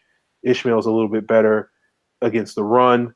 So if the Falcons do address the linebacker position, if we're talking about a guy that's more of a coverage guy, does that push a Carter out the door, or is that more of a challenge to Ishmael, because that's not necessarily his forte, and the Falcons would prefer to have 2 good coverage guys as sort of their backups, as opposed to a good coverage guy and a good run defender? So that's going to be the interesting question. So I feel like, for me at least, if I'm addressing the linebacker position, I'm probably looking for a guy that's more of a Sam linebacker, just because we've talked about this. We don't expect Campbell to be a priority re-signing after the season. We'll see how that plays out, and maybe that changes. I just see Riley really went off the board. Yeah, I was just about to say. We'll talk about that in a second. But Yeah.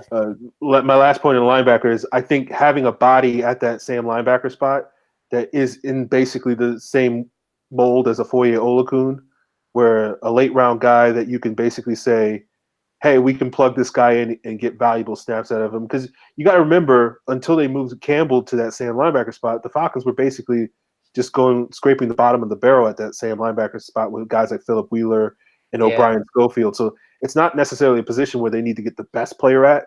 So you could assume that a 5th or 6th round player could be a functional starter for them at that same linebacker spot in the event that Campbell departs. And, if they could have a quality play at the weak side linebacker spot, that would sort of offset the fact that they may not have the best player at that strong side linebacker spot. So we'll see how it plays out. Yeah, that's a good point as far as not necessarily needing to prioritize that. I think it's more important that they have, those 2 linebacker spots for the nickel and having, a guy that can work alongside Deion Jones and not be a liability in coverage. And I think, I saw enough from Foye Olakun to start that, I want to continue to see more from him and develop him rather than try to go out and replace him. And I know, before we came on the show, there was Darren Lee's name thrown out, and we got into a little discussion about that. And while, yeah, I think he did definitely improve last year with New York, I'm just more set on putting the time and effort and energy into a guy like Olakun than going out and trying to see if maybe Lee finally has turned a corner. And again, he's got one more year on his deal, on his rookie contract, Lee does, and it's, I was looking, it's like, I think 1.8 base salary. So something that can certainly work and fit under the Falcons salary cap. But again, to stunt the growth of a player like Foye Olakun, who the team really appears to be high on, I would like to continue to just move forward with that plan. And again, really just that's why I think punting on linebacker isn't the worst thing this year. They have a little mix of, they have the run support from a Kamal Ishmael, like you mentioned, and then they have, the coverage aspect of Bruce Carter, and then, Duke Riley's kind of, he's Duke Riley. I mean, he's a little bit of a mix of both. It's hard to put finger on what he is at this point, he and could be a mix of both, but he then hasn't he's shown not a mix of both. Yeah, I get it. I get what you're saying. Yeah. Yeah. So, and that's why, when I wrote my mock draft article, and if they were to draft a guy like Ulysses Gilbert, maybe it signals the end of Duke Riley's days in Atlanta. Like, I wouldn't be shocked if he's cut, but at the same time, I'm thinking, well, they're very stubborn about another high draft pick in Vic Beasley this year, and maybe they'll be stubborn with Duke Riley and continue to just let him play out his rookie contract, and hopefully they can get something from him. So it can go either way on that as far as what drafting a linebacker means. I agree. I think those would be the 3 guys, Riley, Ishmael, and Carter, that would then be competing for 2 of the final 3 spots, since I think they would keep 6 linebackers like they normally have. But yeah, I think the top 3 are in place, and you're in a decent spot there, and hopefully, Foye continues to progress. Devondre is interesting. Just the last point maybe on linebacker. Devondre is interesting because, he was a guy I expected to take that leap, but it does seem like throughout his 3 years now, he doesn't have the consistency of, last year it was Deion Jones, his partner in crime, wasn't with him for most of the season, so he had to deal with that. The year prior, in 2017, you thought he would be able to focus on the Sam linebacker spot, but due to injuries to Duke Riley and whatnot, they had to move Vic Beasley to Sam, and they moved him to weak. So he's never really had a full season where he can play the position that, he was intended to play in this system. So I'm hoping this is the year. Again, I don't know if it necessarily matters from a long-term standpoint, because I do think that the odds are low that he'll be back beyond 2019. But, to get one nice year from him and Deion Jones to play in their intended spots, you'd like to see it. So hopefully that's the case in 2019. But yeah, Devondre quite hasn't lived up to the potential, but I think it's because of those factors that he's had to deal with throughout his career in Atlanta. I think that's fair. I guess for me, my disappointment with Devondre was really when Deion Jones came back at the end of last season. Yeah, I didn't really see an uptick in his play. And I think in some of those games that's over the fair. last 5 games, I think his play was actually worse than it was earlier in the season.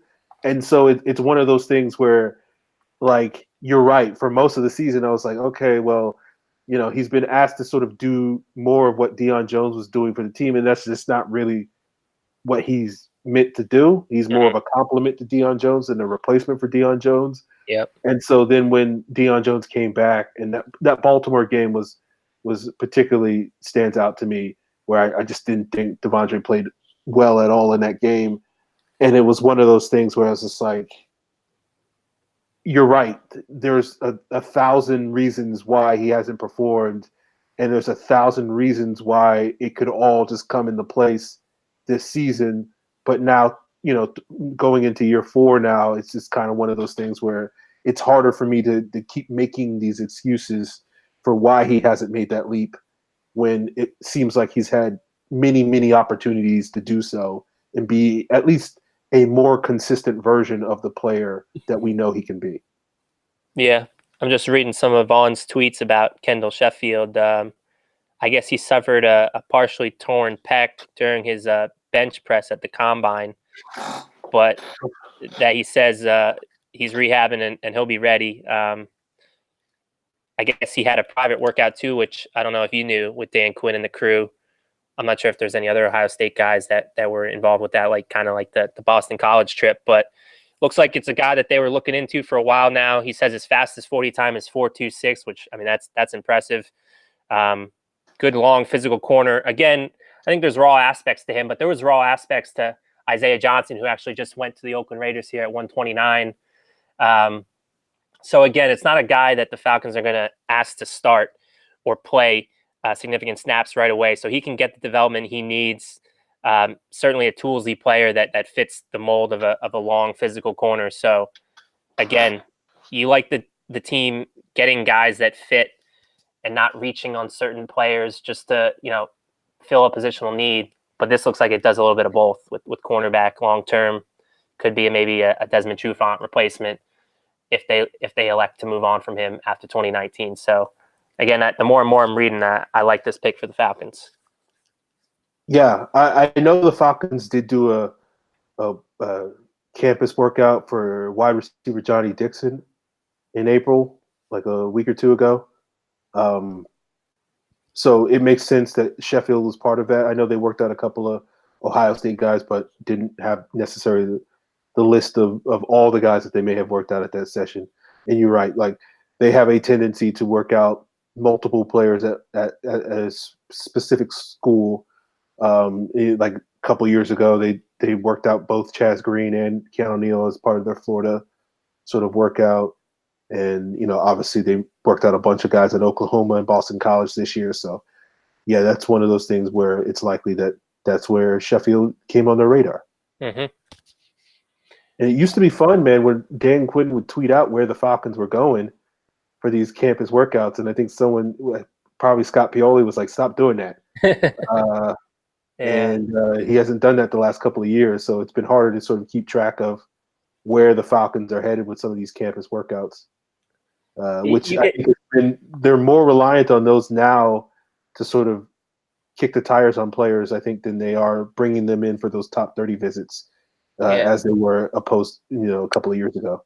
You can tell Dan Quinn got that, I think, from Pete Carroll, because Pete Carroll doesn't care about kind of being open and honest, I think, about certain things. I didn't realize, because I didn't click on that video until this morning, but that piano video that Pete Carroll, did you see that, as far as forget the name of the song, but basically tipping their first round pick, and I guess Eric Robinson. I don't know if this was the right connection, where it was coming from, but I guess there's an aspect of it being from a movie, and L.J. Collier, the initials of L.J. Collier.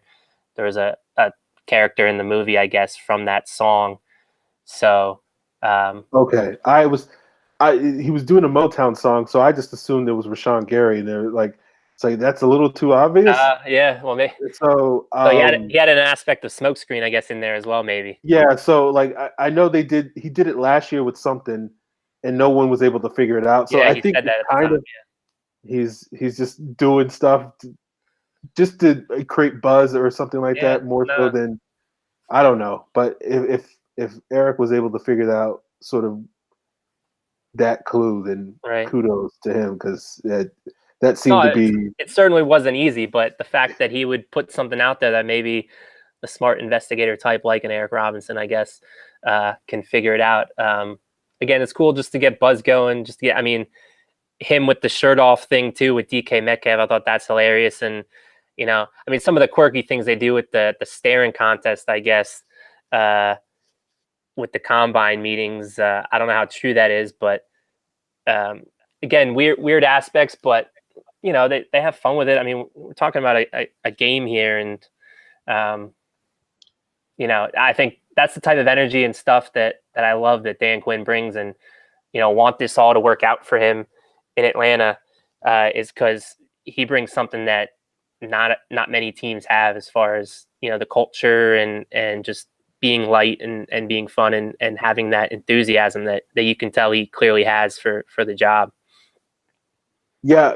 Seattle's a fun team, and it's hard to hate them because they're fun. Yeah, I yeah, remember getting into it with somebody a couple of years ago because they were so upset, sort of with like Thomas Deku and how he would like dance every time he would make a play, and they were like, "Act like you've been there before." And I guess they yeah. were just an old school fan, and they're like, "No good team has players that are showing off." And I hate when Spoon does his thing where he's doing the Spoon thing, Love that. and I I was love that. Oh, and I was like, "What are you talking about?" And basically his point was like, good teams play like they've been there before, and I like gosh. that was the year the Seahawks won the Super Bowl, and basically I posted all these gifs of like Michael Bennett and all these Yeah, guys doing their thing, and it was just like that right. stuff doesn't matter I mean, if you're good. why do we watch this sport? It's to be entertained. Yeah, I it mean, really is. to have fun. Yeah. If So it's like act like they should be professionals. It's like what? Okay, it's an antiquated way of thinking. yeah, like go back to the 1950s. Yeah. You know, But yeah, you wanted to talk about Riley Ridley maybe a little bit. Him going to, I guess it's the Bears, right? yeah, yeah. So Um, I'm curious, what were your thoughts on Riley Ridley? At Georgia uh, and people I think knocking him for the lack of athleticism again, and the lack of production. I've said this a lot with some draft picks, but a technician. He knows how to run the full route tree, how to kind of set up defenders and create separation. And I think just people sometimes make a little too much of the testing, and that certainly hurt his value here. If he tested even to the level that Calvin Ridley tested at the combine, I think he would have went off the board kind of in that same area that Deebo Samuel. I mean, that's the difference, I think. I think they're both similar players. They know how to run routes and create separation, but Deebo Samuel had the testing and Riley Ridley didn't this pre-draft process. And I think that's where you see the difference in value. But, I think at this point, 126 Bears are getting a steal in Ridley, and a guy that shouldn't have much of an issue uh, making an impact in year one for the Bears. Yeah, I was a little interested to see that he did not test because I thought he would test better than Calvin because Yeah. Calvin basically did really good on his agilities and I think he ran a good 40, but his expulsion drills, the jumps were terrible. Yeah. And so I was like, oh well, Riley's a good jump ball catcher. He'll do better on the jumps. He may not test as well on the agilities as Calvin does as far as speed goes, but he'll overall test better. And then he basically didn't test well really in anything. He didn't run fast. He didn't jump well. He didn't do the agility stuff. But it didn't. He's one of those players where it's like I don't really care what his testing and probably a lot of that has to do with the fact that he comes from that family and Calvin outperformed his testing levels, and I Yeah. think Riley's going to outperform his testing levels. And like the other thing that people knocked him for is the lack of production at Georgia, and it's like when it comes to Georgia wide receivers, you don't look at their lack of production because they Yep. just don't run an offense that's going to allow basically even AJ Green to a certain extent probably didn't put up the numbers that he could have done in another system had he played on another team. So it's like I just felt like people were he's a good receiver, but I think part of the issue is this draft class had a lot of good receivers. And Yeah. so it's a pick your flavor, and I guess teams Exactly. were looking more at certain guys that performed well in certain aspects, and you saw it with Hakeem Butler falling to this round, being the first pick. You saw that with DK Metcalf, being the last pick in the second round. Whatever people think about those guys, I think almost everybody would agree those guys probably should have been picked at least a round earlier than where they were actually picked. And I think Seattle and Arizona got Butler, right? Yep. I think they got two really good players, and those guys are going to be studs for them I agree. for many years to come, and fit exactly what they're going to do. You look at Arizona; they got Isabella, they got Butler, they got Fitzgerald coming back, they got Christian Kirk coming off an injury. Kyler Murray going. I wonder, Josh Rosen's like, why couldn't I have these weapons? Right. They're certainly adding to the weapons, but I still feel fear that, Kyler's going to be running from his life just like Josh Rosen was. They haven't really added to the offensive line. I guess in free agency they might have added. Didn't they add like a guard or something? Yeah, they picked up a couple of. Yeah, nothing. They got Marcus Gilbert from the trade. That trade, the tackle.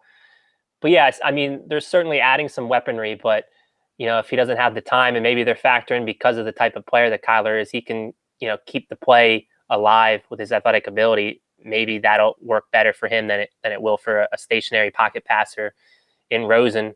But I'm happy to see Rosen get freed and go to an organization that clearly seems to be, has a plan. And, the fact now that Arizona, paid most of the guaranteed money already, and, Miami's just on the hook for $6 million over 3 years. I mean, that's a no-brainer for a team that needs a franchise quarterback, and, a direction. And so hopefully, because I was high on Rosen, he was my quarterback one last year. Mm-hmm. I'm just seeing another favorite of mine, Ugo Amadi, went to Seattle. So chances are Falcons had an interest in him too, since they like the same types of players. That's a good fit for them to replace, I think, Justin Coleman as a slot defender. And Amadi also had return skills.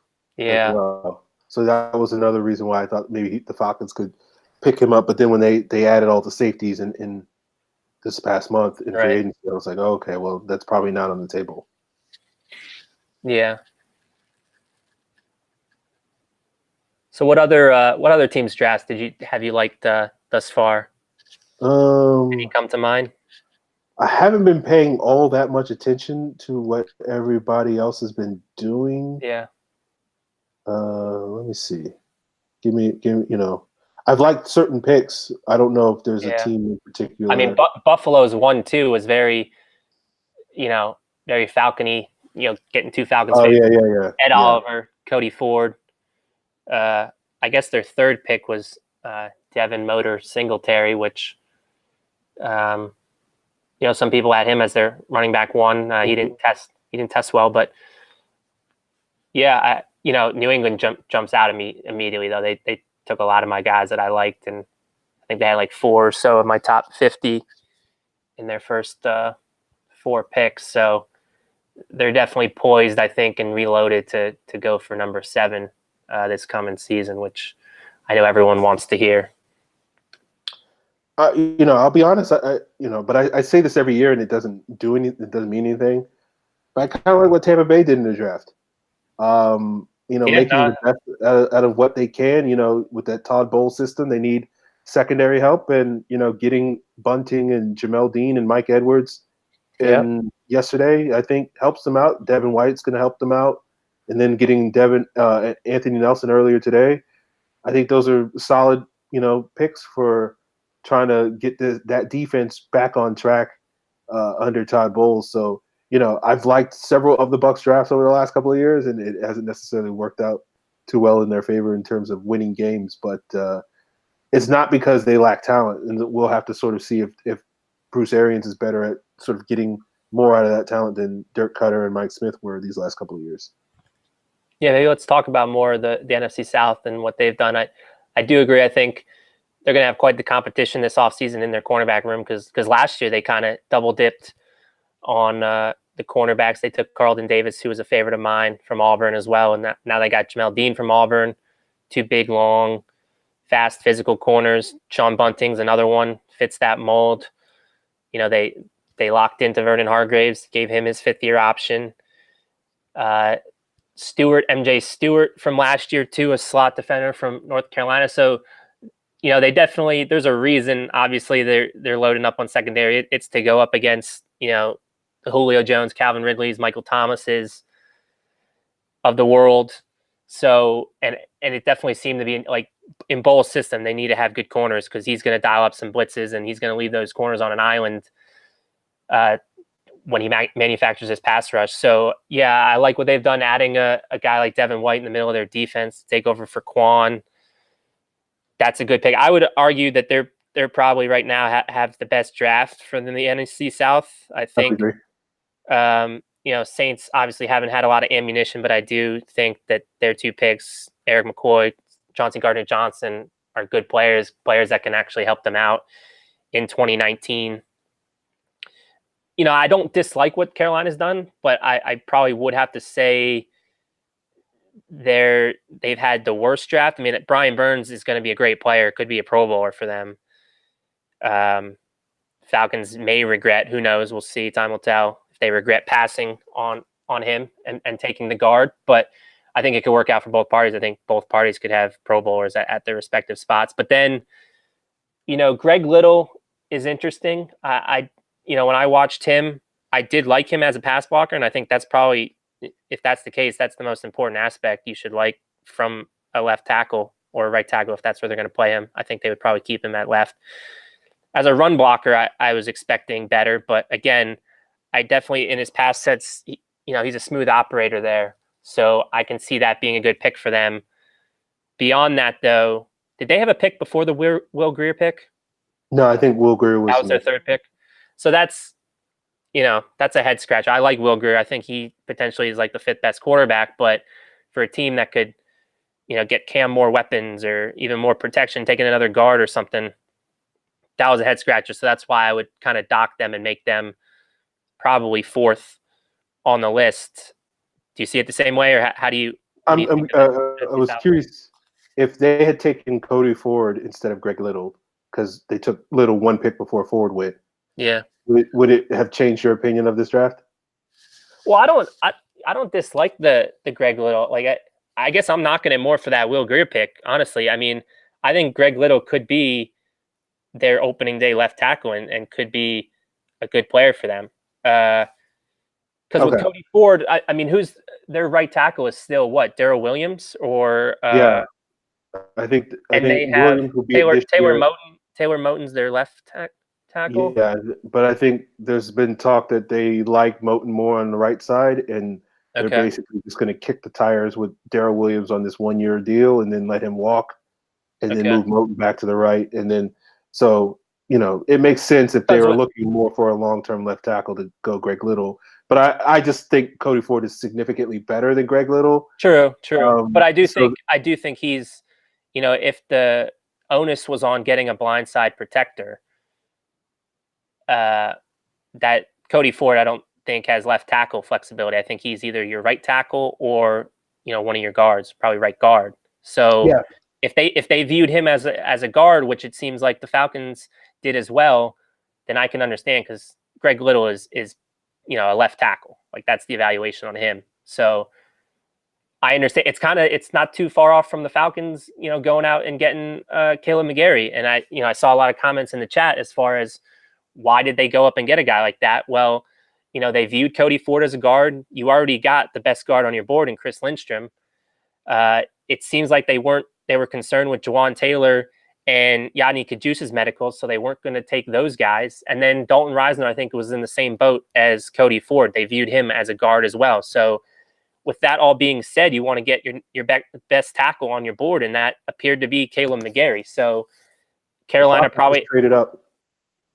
Is that why they're at 135? Yeah. Yeah, and they took a defensive end, John Kaminsky, College of Charleston, University of Charleston, whatever it's called.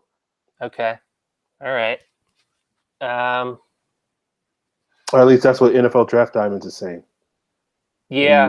I'm a pick behind. It looks like 134 just happened. Yeah. Podcast. I had a comment about John Kaminsky, and Draft Diamonds and those types of media outlets that, find the diamonds in the rough, the small school guys, definitely were high on him and said this is a guy that could be, a sneaky good player on day 3 that can contribute, and that he dominated his small school competition. But again, maybe I'm falling into the box score scouting. It's going to be hard to find film on him from the College of Charleston. So I'm not sure if I'm going to be able to provide many more takes beyond what I saw in the box scores. But I didn't see a guy that necessarily, like, the production wasn't there that he swept away his competition, more or less. But a guy that's definitely a very toolsy player, super athlete. Let me try to find it here on 3 Sigma. But again, I mean, we know how the Falcons covet urgent athletes, and that's kind of what John Kaminsky is. I can't so we'll believe see. you said the term urgent athletes. What are you, Thomas Dimitroff, all of a sudden? Yeah, he's rubbing off on me. He when he says urgent athletes, I've literally heard him call somebody an urgent athlete 700 times in the last decade plus, and it's just like, okay, we get it. Yeah, we know you like urgent athletes. We get it. You don't have to keep using that term to describe guys. Do you think? I mean, that he never used to say that prior to Dan Quinn, so that's definitely a Quinnism, right? Like, no, he used to say that with Mike Smith. Really? He used to say, I like we look for urgent athleticism, and that's what they were. That's when he was on his 3-cone kick. Okay. Yeah, he's been saying that since 2008. All right. That's why. Yeah, I mean, as you know, I starting to get into this in 2016, so I guess that makes sense then. Yeah. So, look, I don't know a ton about Kaminsky. I know he got a lot of buzz going into, I think, was he at the Senior Bowl? Yeah, and that was another thing. I saw some clips of him, and again, apparently he didn't have a great practice. Not many, but yeah, like he didn't.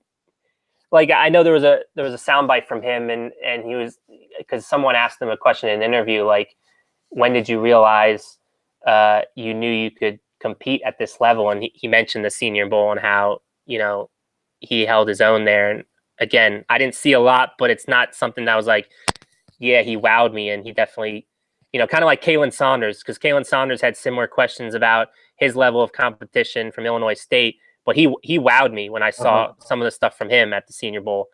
Kaminsky, I didn't really get those vibes from. So again, we talked about it a little bit earlier as far as where this D line is.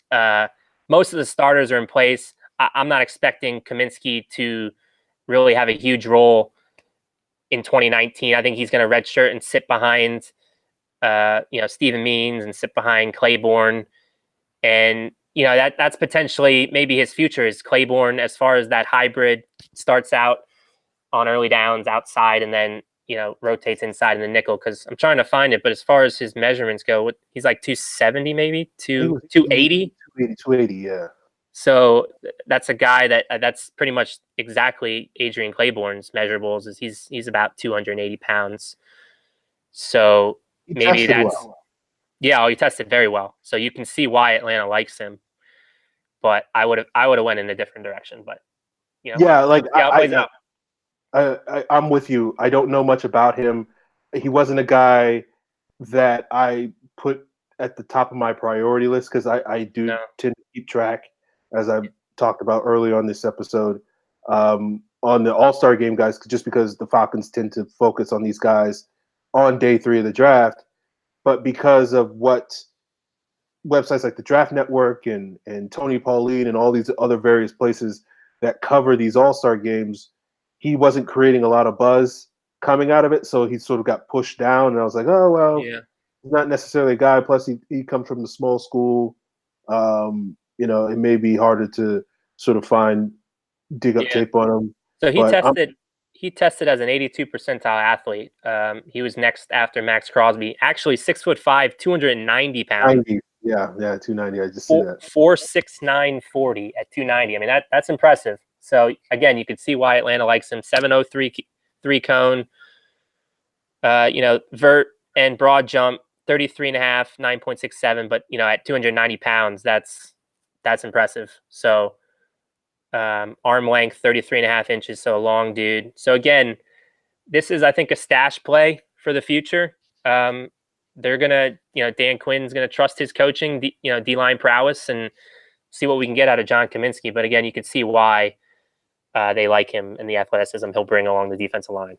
Yeah, if you go to Mock Draftable and convert his testing to interior defensive line, he's like 90th percentile across the board. Yeah. Versus when he's more as a defensive end, with sort of his explosiveness and his jumps and his agility. So, it's interesting that at least on paper, again, Matt and I, as we've said, we haven't really watched him and we're more speculating. It seems like, at least on paper, given his size, given his athleticism, sort of is in that sort of hybrid inside-outside role that we've seen with Claiborne, that we think we'll probably see with Tack this season, Crawford, Derek Shelby, etc., with the Falcons over the years. So it'll be interesting. Sorry, Foster Moreau. John Gruden, take care of him in Oakland. There you go. They didn't re-sign Jared Cook, so I guess that's the Jared Cook. He could be starting for them this year. Yeah, I think. No, I think he's the George Kittle of this class. I worry because he's going to John Gruden, and I don't trust John Gruden, but great player there. So there's my tight end guy, and Trayvon Wesco went earlier, so I don't know how many. If the Falcons, I think they're going to be set at tight end, which is unfortunate because it was a great tight end class, but such is life. But yeah, again, with Kaminsky, I think you can clearly see what they like about him. I'm curious, do you know what is the terms of the trade? Did they give up the 7th rounder, hopefully, to move up those just 2 spots? I did not see them. Maybe someone in the chat. That would be my hope and guess. Yeah, I didn't see anything in the chat. People are saying Kaminsky is DQ's Tyler Starr. I hope not, but we'll see. Let's see. Let me scroll down Twitter to see. They gave their 7th round pick up to the Raiders. Yeah, and that makes sense because that was kind of what the trade value was yesterday when a team would move up 1 or 2 spots, was you'd give up your 7th or late 6th rounder. So again, that's, to get a guy that I think some teams were definitely coveting because of his athletic testing and what he can potentially be. You want to make sure you get the guys you want, and Thomas Dimitroff makes no bones about doing so. So they still have now their 2 5ths and that 6th round pick from the Rams. So 203, I believe it is. So still 3 more picks to add to the Brotherhood. They got the D-line edge help. I'm still hope there's still some good interior defensive linemen that are falling. So again, that would be my hope. That would be a great scenario if they can get one of those guys that we mentioned earlier. Maybe add still Jimmy Moreland, Corey Ballantyne are still available, so add another cornerback. But I'm not hating what they've done today thus far. Yeah, well, they're doing what I talked about at the top of the show, of being aggressive, and whether they wind up picking 5 guys or 4 guys or 7 guys today, they're getting the guys that they want. And, as I said, who knows if those are the same guys that the fans want them to get. But, look, the Falcons have drafted very well over the Dan Quinn era, and they certainly deserve the benefit of the doubt. They, unlike the Mike Smith regime, where it was just basically looking at, power conference guys that were captains on their teams and athleticism be damned, this team puts an emphasis on explosiveness, and it's the whole, fast and physical. So they get guys that fit that. Whether everybody turns into the player that we hope to be remains to be seen. But, we're now in round 5, and, that's time for me to basically pack it in for today, get some Z's. But I don't want to leave the people out with some thoughts on sort of what direction you're hoping the Falcons to address now that they have 2 5th-round picks and a 6th-round pick remaining. Do you want to see them continue to be aggressive and sort of hone in on a couple of key positions that you're hoping that, or at least I'm hoping that when I wake up in 3 hours after I take this nap, that I'm going to look at it and say, oh, we did get that guy at that position that Matt was talking about. Are there some maybe guys on your radar, or at least some positions that you're hoping the Falcons address before today is done? Yeah, I mean, I mentioned the interior defensive line. There's still some good players still out there, so that would be nice. But if they don't go that direction, because again, we talked about it, they might be set now at defensive line. Uh, wide receiver, I think, still was a position we had thought maybe. Mecole Hardman went much sooner than most of us anticipated. I think Emmanuel Hall's still out there, and that really shocks me because, again, that fits exactly their mold of just drafting athletes and, trying to add more explosive guys to their offense. And Emmanuel Hall can certainly provide you, that blow the top off the defense aspect that Marvin Hall kind of allowed you to give Julio a break from just having that all on his shoulders. So if they took Emmanuel Hall with their first 5th round pick, I mean, that would be nice. There's still some linebackers there, but yeah, at this point, again, I can be talked into a couple different options because I think, again, we're looking at depth players and, just draft athletes and find roles for them and maybe down the road they can be contributors. Yeah. I'm trying to think, is there one position that I'm sort of, because I mean, we didn't. The only position group we didn't talk about on defense was the secondary. As far as we hit linebacker, we talked about the defensive line. Is the secondary or the safety group? They brought in a lot of vet min free safety or safety options. Again, we don't know for sure what the long-term health of like Ricardo Allen is, but again, it's not a great safety class, but I like this safety class. I thought it was very underrated. Okay. It wasn't. You didn't have elite players. Yeah. Like I think people wanted to, but I think you could get. There were like 7 or 8 quality starters. I guess kind of like wide receiver, right? You can pick your flavor of the type of safety you might want. You're going to get starters. I don't know if you're going to get Pro Bowlers, but you're going to get guys. You're going to get Ricardo Allen type of players that are going to start for you for 5, 6, 7, 8 years. And we just saw one of those guys get picked at the first pick of the 5th round, Deontay Thompson with Alabama. Yeah. I think he can be Eddie Jackson of this class. It's interesting how Alabama safeties keep falling. Landon Collins at one point, he was a top 10 pick, and then he fell to the 2nd round. Eddie Jackson was a first-round pick. He fell to the. They're talking about Kaminsky a little bit on the broadcast and showing a little bit of his highlights. Just blew up a guy, kind of running a end to tackle stunt. So fans are getting a little bit of coverage on him. Yeah, I mean, certainly a guy that seeing here did sort of overwhelm. Maybe he didn't have it in the box score, and again, that's why you do have to watch the tape. But certainly a guy that looked like head and shoulders a better athlete, moving him around all over the place. So yeah, you can see why. Again, Falcons the last couple of years have found some, diamonds in the rough. Foye Oluokun last year, guy from Yale, who knew he could turn into a guy that played some of the most snaps from the Falcons rookie class. Matt Gano is another one that I think there's still something there that they're looking to tap into again as potentially a swing tackle from Wesley College. I believe that was at D3. So John Kaminsky might fall into that line, and again, he's not going to be tasked with playing a role early on, so that can give him time to develop and acclimate to the NFL speed. So yeah. But the last point I would make on the safety position, I feel like it's been sort of picked clean with the guys that I really liked in this class. Yeah. So if they draft a safety, I'm like, okay, but like, there's nobody that really stands out to me that I'm like, oh, that guy. Like, we've talked about the safety is not really a need, but I think if you get a good player there, you're like, are you going to really complain about it? You know? Well, I know Daniel Jeremiah, brought up a guy that we both like, Jimmy Moreland, and compared him to Casey and a guy that can maybe potentially be a free safety, convert to a free safety in this scheme. Like, again, if you find another DeMonte Casey, you're not going to complain about that. A guy that has, great ball production in college and just has a junkyard dog mentality and physical and tested well. He's just slight build. So that's why he's kind of fallen.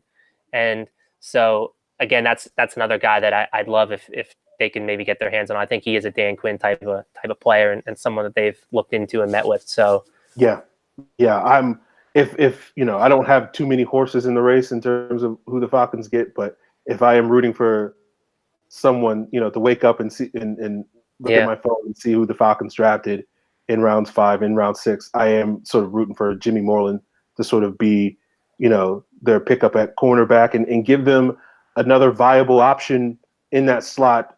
Not to say that we are worried about what DeMonte Casey's going to be there, but you want to have some depth there.